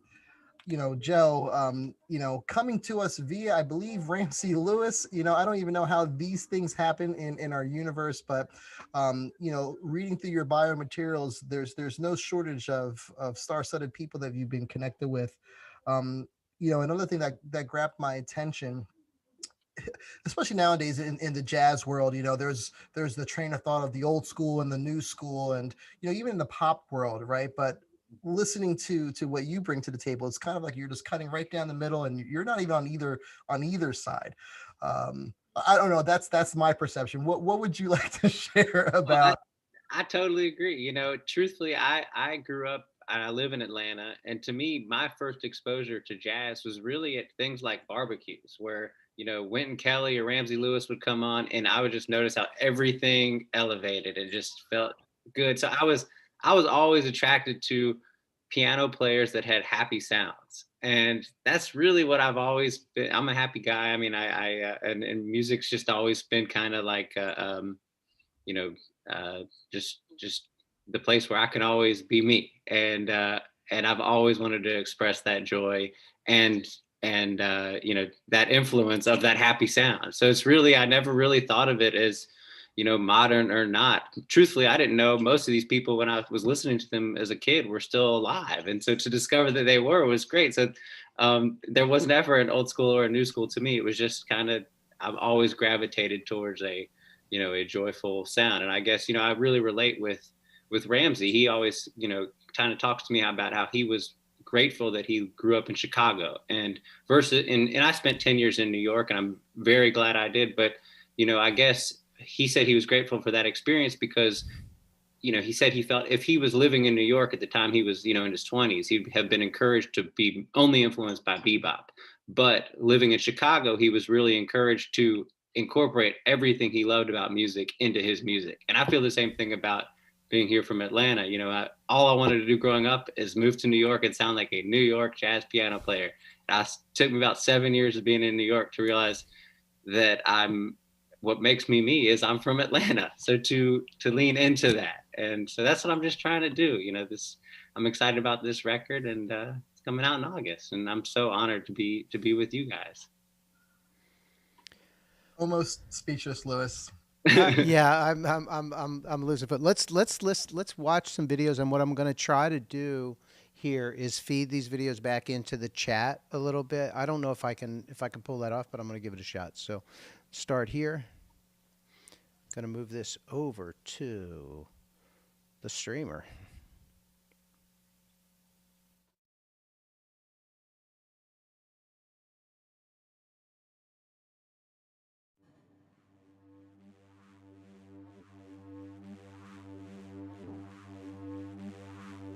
The truth is lying in my mouth. The truth is hiding in my soul. I don't know where I'm going now. The truth resonates within me now. I never want to go out and tell my secrets to you. Whose truth do you mean? I never agree.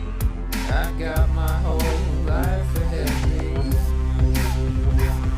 This truth stuck in my mouth. It never will come out until I step into the role I wanna be. The role I wanna be.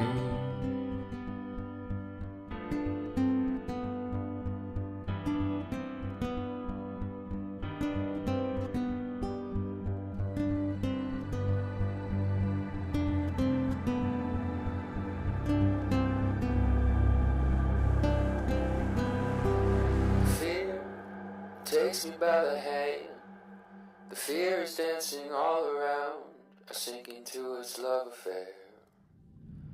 The fear is made a little friend of mine. The doctor for my truth disease.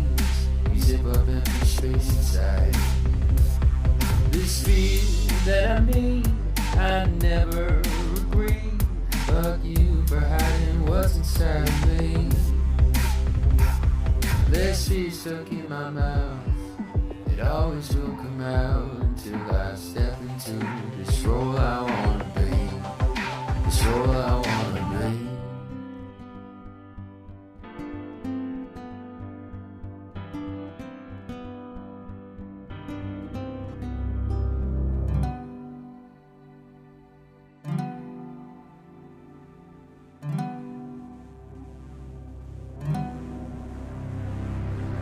Constantly on your own, always in your thoughts, always in your thoughts.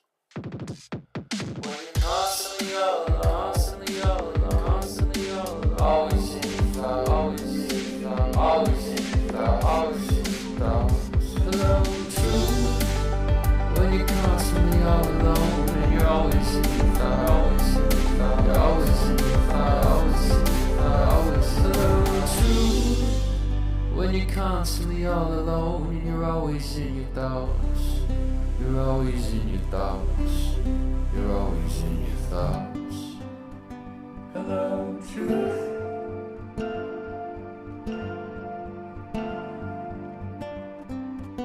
Hello, truth.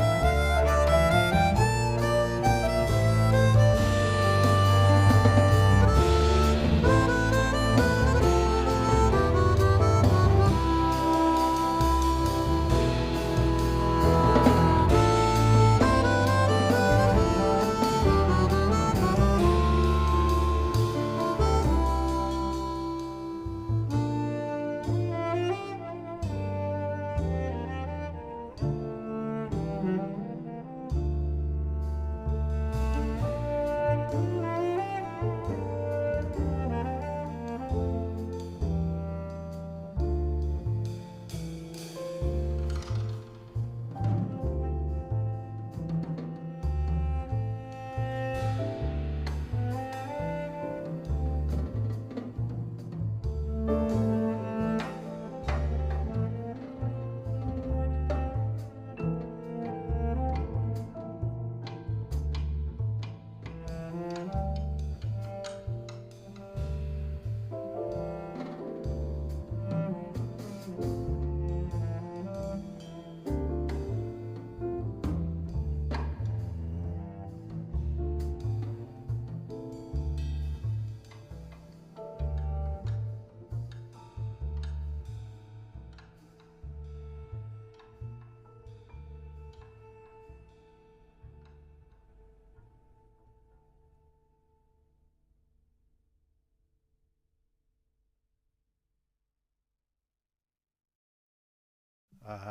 We are back with a wonderful video from Ariel Bart that gives an example, a wonderful presentation of her music.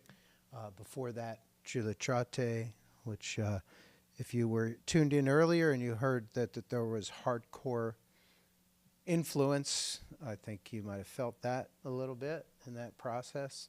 For me, it's like just a whole new world. We are in the room. We have quite a few Ropeadope artists who are joining us here in 2021. But I want to say really quickly that there are a lot of special things happening on downloads.ropeadope.com, and I also want to check the levels here. We're good. Today is Bandcamp Day, and when you go to Bandcamp and you purchase something, Bandcamp has waived their fees today, and it's been a remarkable community involvement and show of support. People are purchasing downloads. People are gifting things, sending them off to friends, exposing people to new music. And we have quite a few things available there today, from new 12 by 12 photographic prints. I haven't seen anybody doing this. Your favorite album cover in a 12 by 12 glossy photograph that can be framed. We have vinyl out there, and we also have a couple of pre-orders that have come out today. Ariel's, of course, is one of those. So downloads.ropeadope.com is the place to go. Make sure you follow so that you can get notifications when we do special things, and we do special things all the time. I want to bring it back over to Mr. Fabian Brown here in East Philadelphia, land of the Wawa. We are hosting a group of musicians from around the world tonight, and it's been such a fascinating conversation. I know you have a newcomer to welcome to the room, but I also wonder if we did have an opportunity to ask Mr. Paul Geis more about his record, because I feel like we ran out of time a little bit there. So do you want to start there, and we'll... Yeah, I would love to start there. First and foremost, if you guys are just joining us in, we're kind of coming on the tail end of the Ropeadope Music and Arts Festival here, in conjunction with Bandcamp Day. An opportunity for you guys to go support, your favorite independent artist just by visiting their Bandcamp, downloading an album or grabbing a CD, and enjoying some good music, while 100% of the proceeds gets directly right to the artist's bank account. So in a time where musicians and artists are not working as much as they did in years past, based on the global pandemic, it's a great opportunity for us to support and just, pay it forward, if you will. And let me just bring it right back to Paul. Philadelphia, we started discussing a little bit about the album and the tenets of which you were thinking when you created that, when you were creating the process of the album. Can you share a little bit more about, how you're connecting your experiences with the church and how that influenced your creativity in developing this album? Yeah, well, a big part of the hymns that I picked out were the words that were coming out of the hymns, as well as the melodies, and the vocalist that I have on the album, B. Shane Frederick, is just, for anyone who knows him, he just has like a spiritual aura about him. So I felt like I couldn't have done that album without anyone but him. Him and I have been playing together for a long time. So I'm really, really excited for people to hear V. Shane's voice, just because he really brings these pieces to life, for sure. I love that. And with your approach of the compositions of and the arrangements of this, what's the, what do you want the listeners to walk away from? What kind of experience do you want to give the listeners as they're going through the material, going through the music? Yeah, well, as a trumpet player, a huge inspiration is Louis Armstrong, and he's always just making music to make people feel good. So that's a big part of it. I actually, you know, earlier in life, I'm still into avant-garde music. I still like playing that stuff, but I just had to. I looked at Lewis, and he's making people enjoy life and helping people deal with it, and I couldn't look for a better role model than that. Wow, that's amazing, and I know the release is not coming up until later August, but if I'm recalling right, hopefully I'm not mistaken. There's something that you're working on that's coming out a little bit before that, correct? Am I Well, mistaken with that? So we have the video coming out July 23rd, which is the pre-sale, and I've decided I'm going to talk to some of my peers who are also making like spiritually inspired music and talk to them about where that's coming from for them. I have a friend and neighbor, Dan Blacksburg, is playing klezmer music and comes from that tradition. Wow. I'm going to talk to V Shane for sure about that, and a couple other folks that I haven't reached out to yet, so I don't want to speak too soon. No, really, really, really inspiring. So you guys can check out paulgeist.bandcamp.com. Paul Geist Music. Thank you, sir. Thank you for the correction. paulgeistmusic.bandcamp.com to check out some of the things that is already out and available, and just go ahead and give Paul a follow. So when the pre-order does come out, you'll grab that notification and be able to listen to the music and even pre-order it prior to the release. And I want to switch gears here just a little bit, because we have another Ropeadope artist joining us, Mr. Matty Stecks, who had an album out with us not too long ago in 2020, titled Matty Stecks and the Musical Tramps. And I want to say that was, when was that released, Matty? I'm spacing on the date. Last May. Yeah. Last May. Great. And you bring to us this this video here today. Can you just dial in on that and share with me what the inspiration was behind that?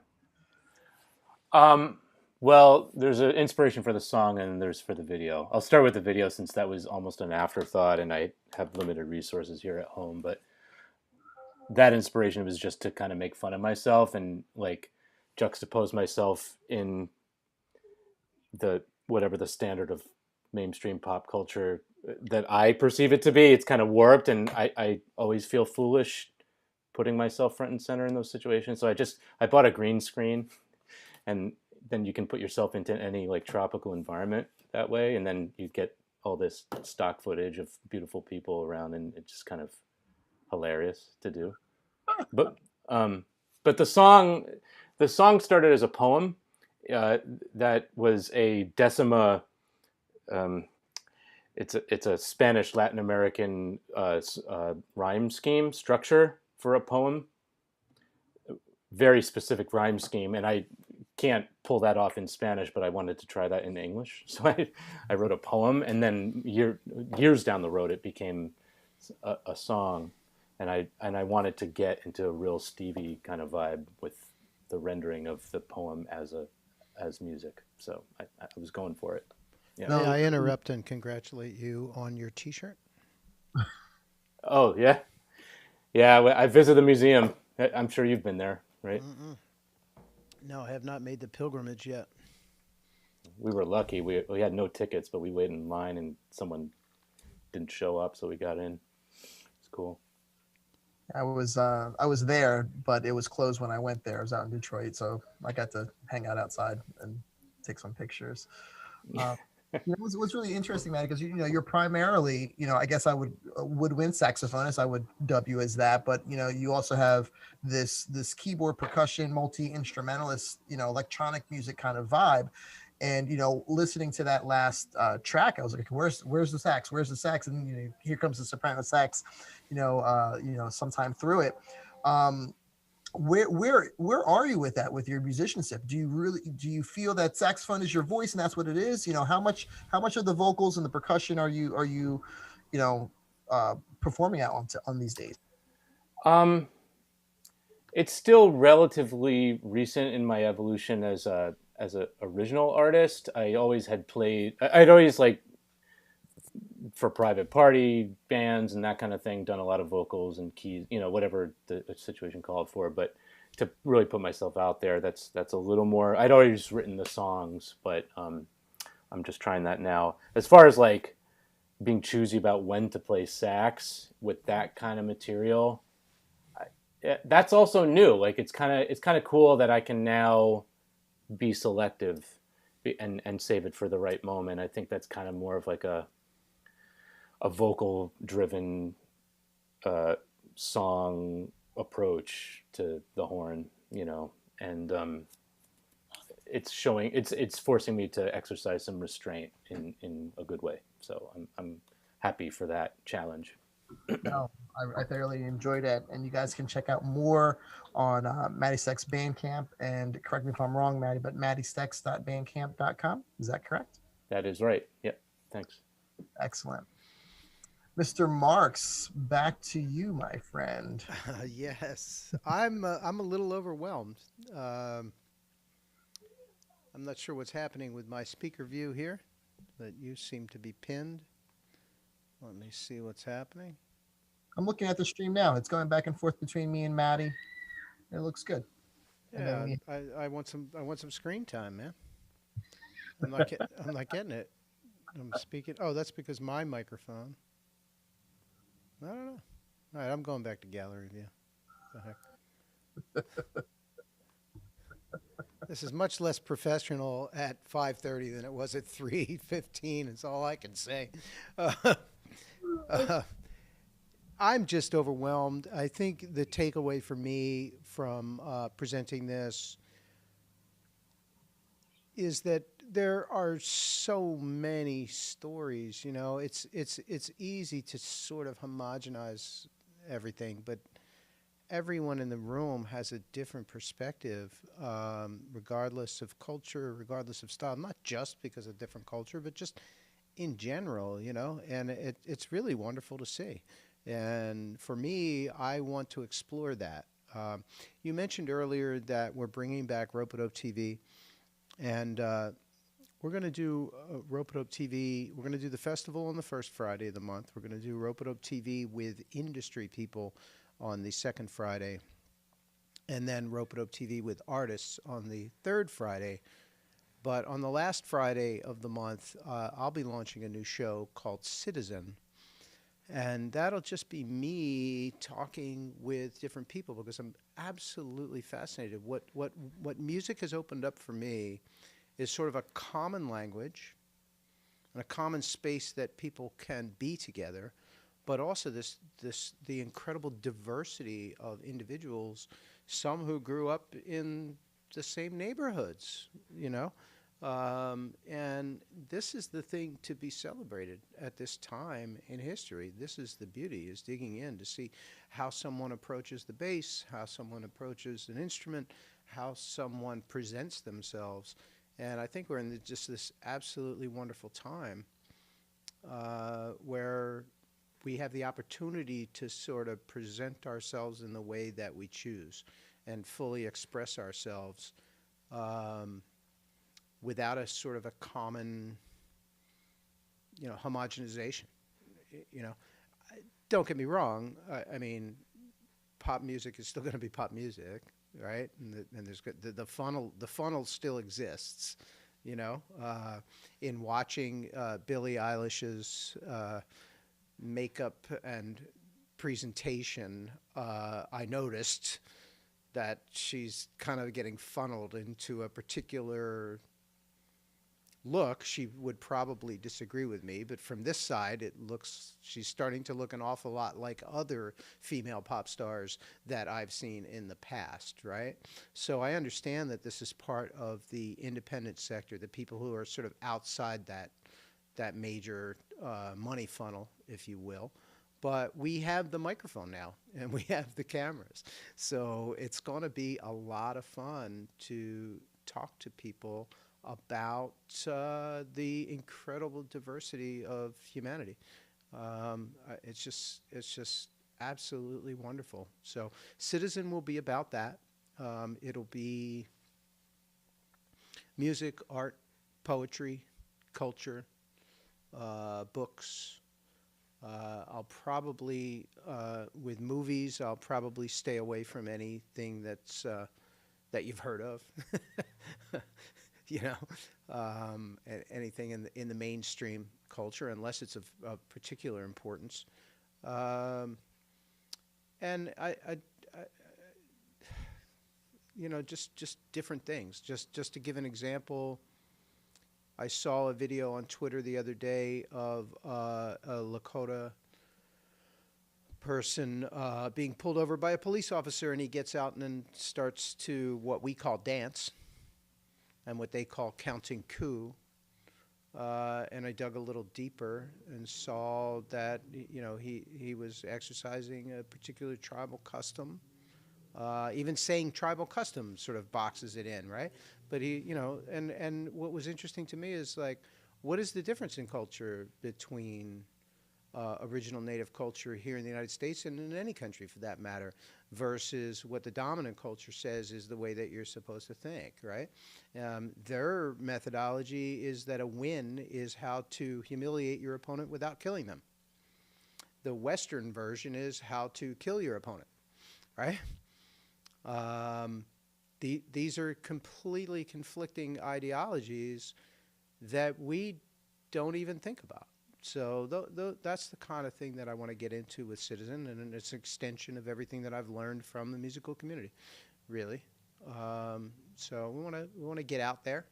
That'll be happening the third Friday or fourth Friday of the month, assuming I'm ready. I hope I am. And that's that. And that's that. We have, I was expecting Mr. Jason Miles to come in today, and I was kind of hoping that Jason Miles would come into the room while Julian Pollock was in the room, because Julian Pollock performs with Marcus Miller now, and Jason has a book coming out where he talks about working with Marcus Miller on the Miles Davis projects. And so they were kind of like, bookends of a Marcus Miller experience, at least so far. But I have that one thing left to play. It's Jason doing a live performance at his home on piano, and we can go out with that. But I think we need to run down, Fabian, because our primary role, aside from exploring the wonderful personalities and cultures of the world, our primary role is to sell records. So let's run down everything that's happening. Can you take that one? Can I pass it back to you? Absolutely. It would be my honor to do that. You know, we have a ton of things on deck here. You know, today, Curator Select CDs for sale. If you guys haven't grabbed that, go ahead and head over to our Bandcamp. DJ Harrison's Stash Box, limited edition signed LPs. We have a vinyl from Yaz Ahmed. You know, the Philadelphia Experiment vinyl is also available. You have to head over to vinylregistry.org. Let me clarify on that. I'm gonna jump in there. So, because you're right, that is something we did not talk about. You can find the Philadelphia Experiment at ropeadopeselect.bandcamp.com or downloads.ropeadope.com. But here we're pressing 1,000 units of the Philadelphia Experiment remastered, gently remastered is the term that I use, because the original tapes are, let's just say, sticky. They've been in storage for a while, so we can't remaster from the original stems. But we did remaster. Gene Paul, Les Paul's son, remastered from the CD, from the WAV files, to kind of clean it up just a little bit. Not so clean that it's not a Philadelphia record. But what we've done there is we're attaching a QR code. I'm literally printing the QR code on the vinyl label to register it on the blockchain. So you will get an NFT that will prove that it is 1 of 1,000, 2 of 1,000, 3 of 1,000, up to 1,000, and then there are 10 test pressings that will be sold, but will also be like individually marked, so there's never the possibility of someone printing more, never the possibility of someone just adding some onto the run, and never the possibility of someone repressing and passing it off as the original. It'll be permanently registered on not the Ethereum blockchain. It is probably going to be on Polygon because of the cost of the Ethereum blockchain at this moment. I see a clap from Lord Cecil. Yeah, we've had to go to Matic. But you talked about use cases earlier, and that's like an actual physical use case which permanently registers these vinyls as the real deal. So, sorry to interrupt, but that's what Philadelphia Experiment is all about. It's funny because we've gotten so many promo requests.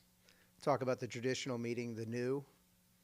The radio stations are like, oh, just send us a vinyl. I'm like, I'm sorry, I can't do it because this is a registry situation. And it has to be registered. You have to purchase it in order to be registered. No, that's a great tie-in, and also an opportunity for me to shamelessly plug May 14th and May 21st. We'll be talking with the cats from NFT Oasis on the 14th about what they're doing with the metaverse and virtual reality and NFTs.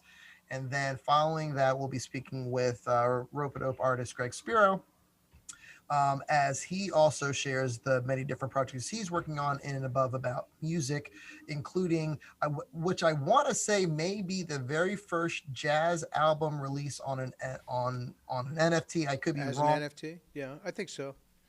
Okay, so just a comment. I mean, first is interesting, but last is even more valuable. Just saying, like I attended a conference with it was through United Talent, and they had the person on who had built the NBA Top Shots NFTs, and she said we approached this as a 100-year business. Wow. And I thought that's the first time I've heard anybody in the blockchain space talk about 100-year like. And I like that. I think it's important to have things to plan this as a long-term process. Yeah, new territories, new possibilities. What did we say earlier? Nobody's reinventing anything over here. It's just nothing but invention. We're just inventing. Yeah, yeah. Reinventing is an old term.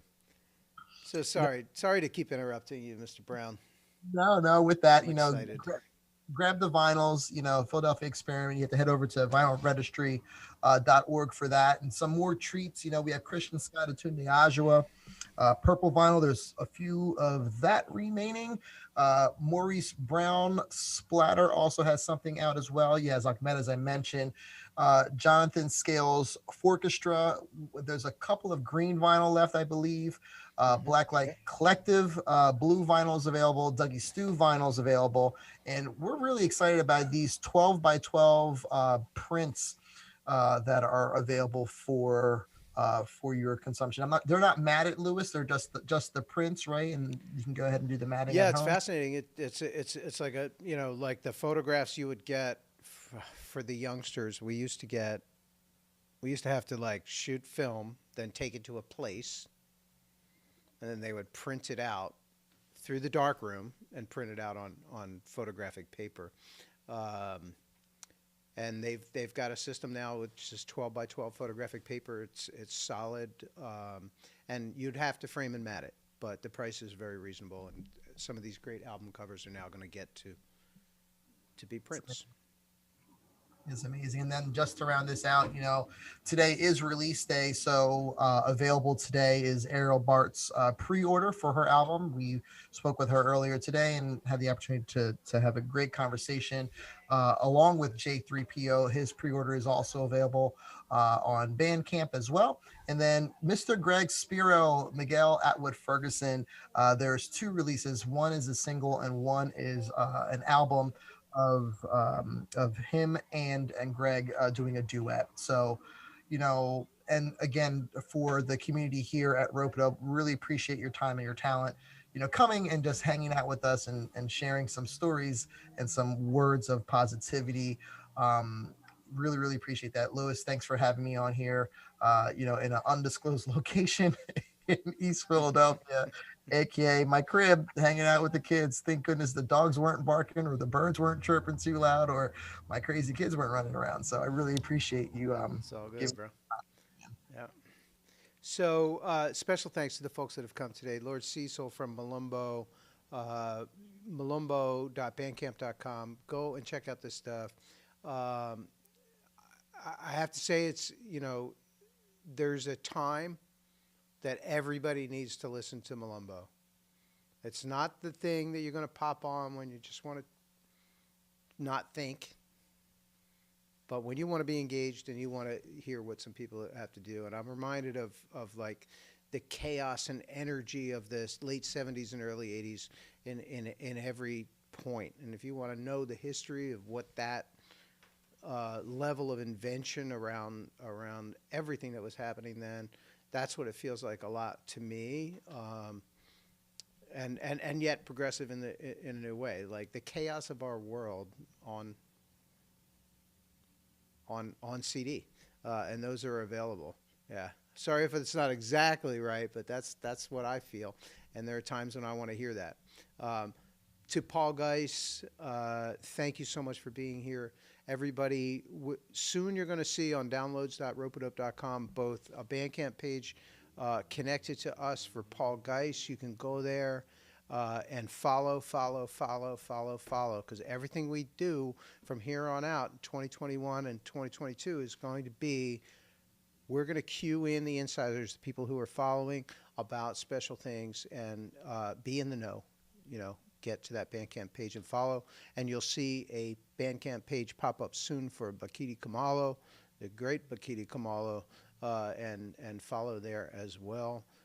We're going to take it out with a special performance from Mr. Jason Miles.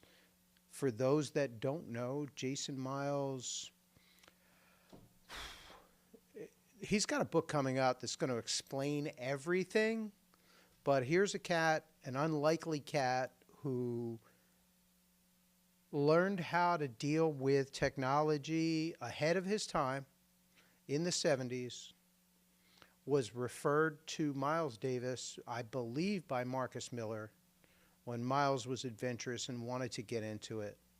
And he got into the studio, and he's on those records. He's the guy that brought that electronic piece to the great Miles Davis and to others as well. And he hasn't stopped. He's progressive, 70 years old, and he's just still cooking, writing a book, telling his stories, and putting out music. So we're going to go out with a video from the great Jason Miles from his home. And let me just push the right button.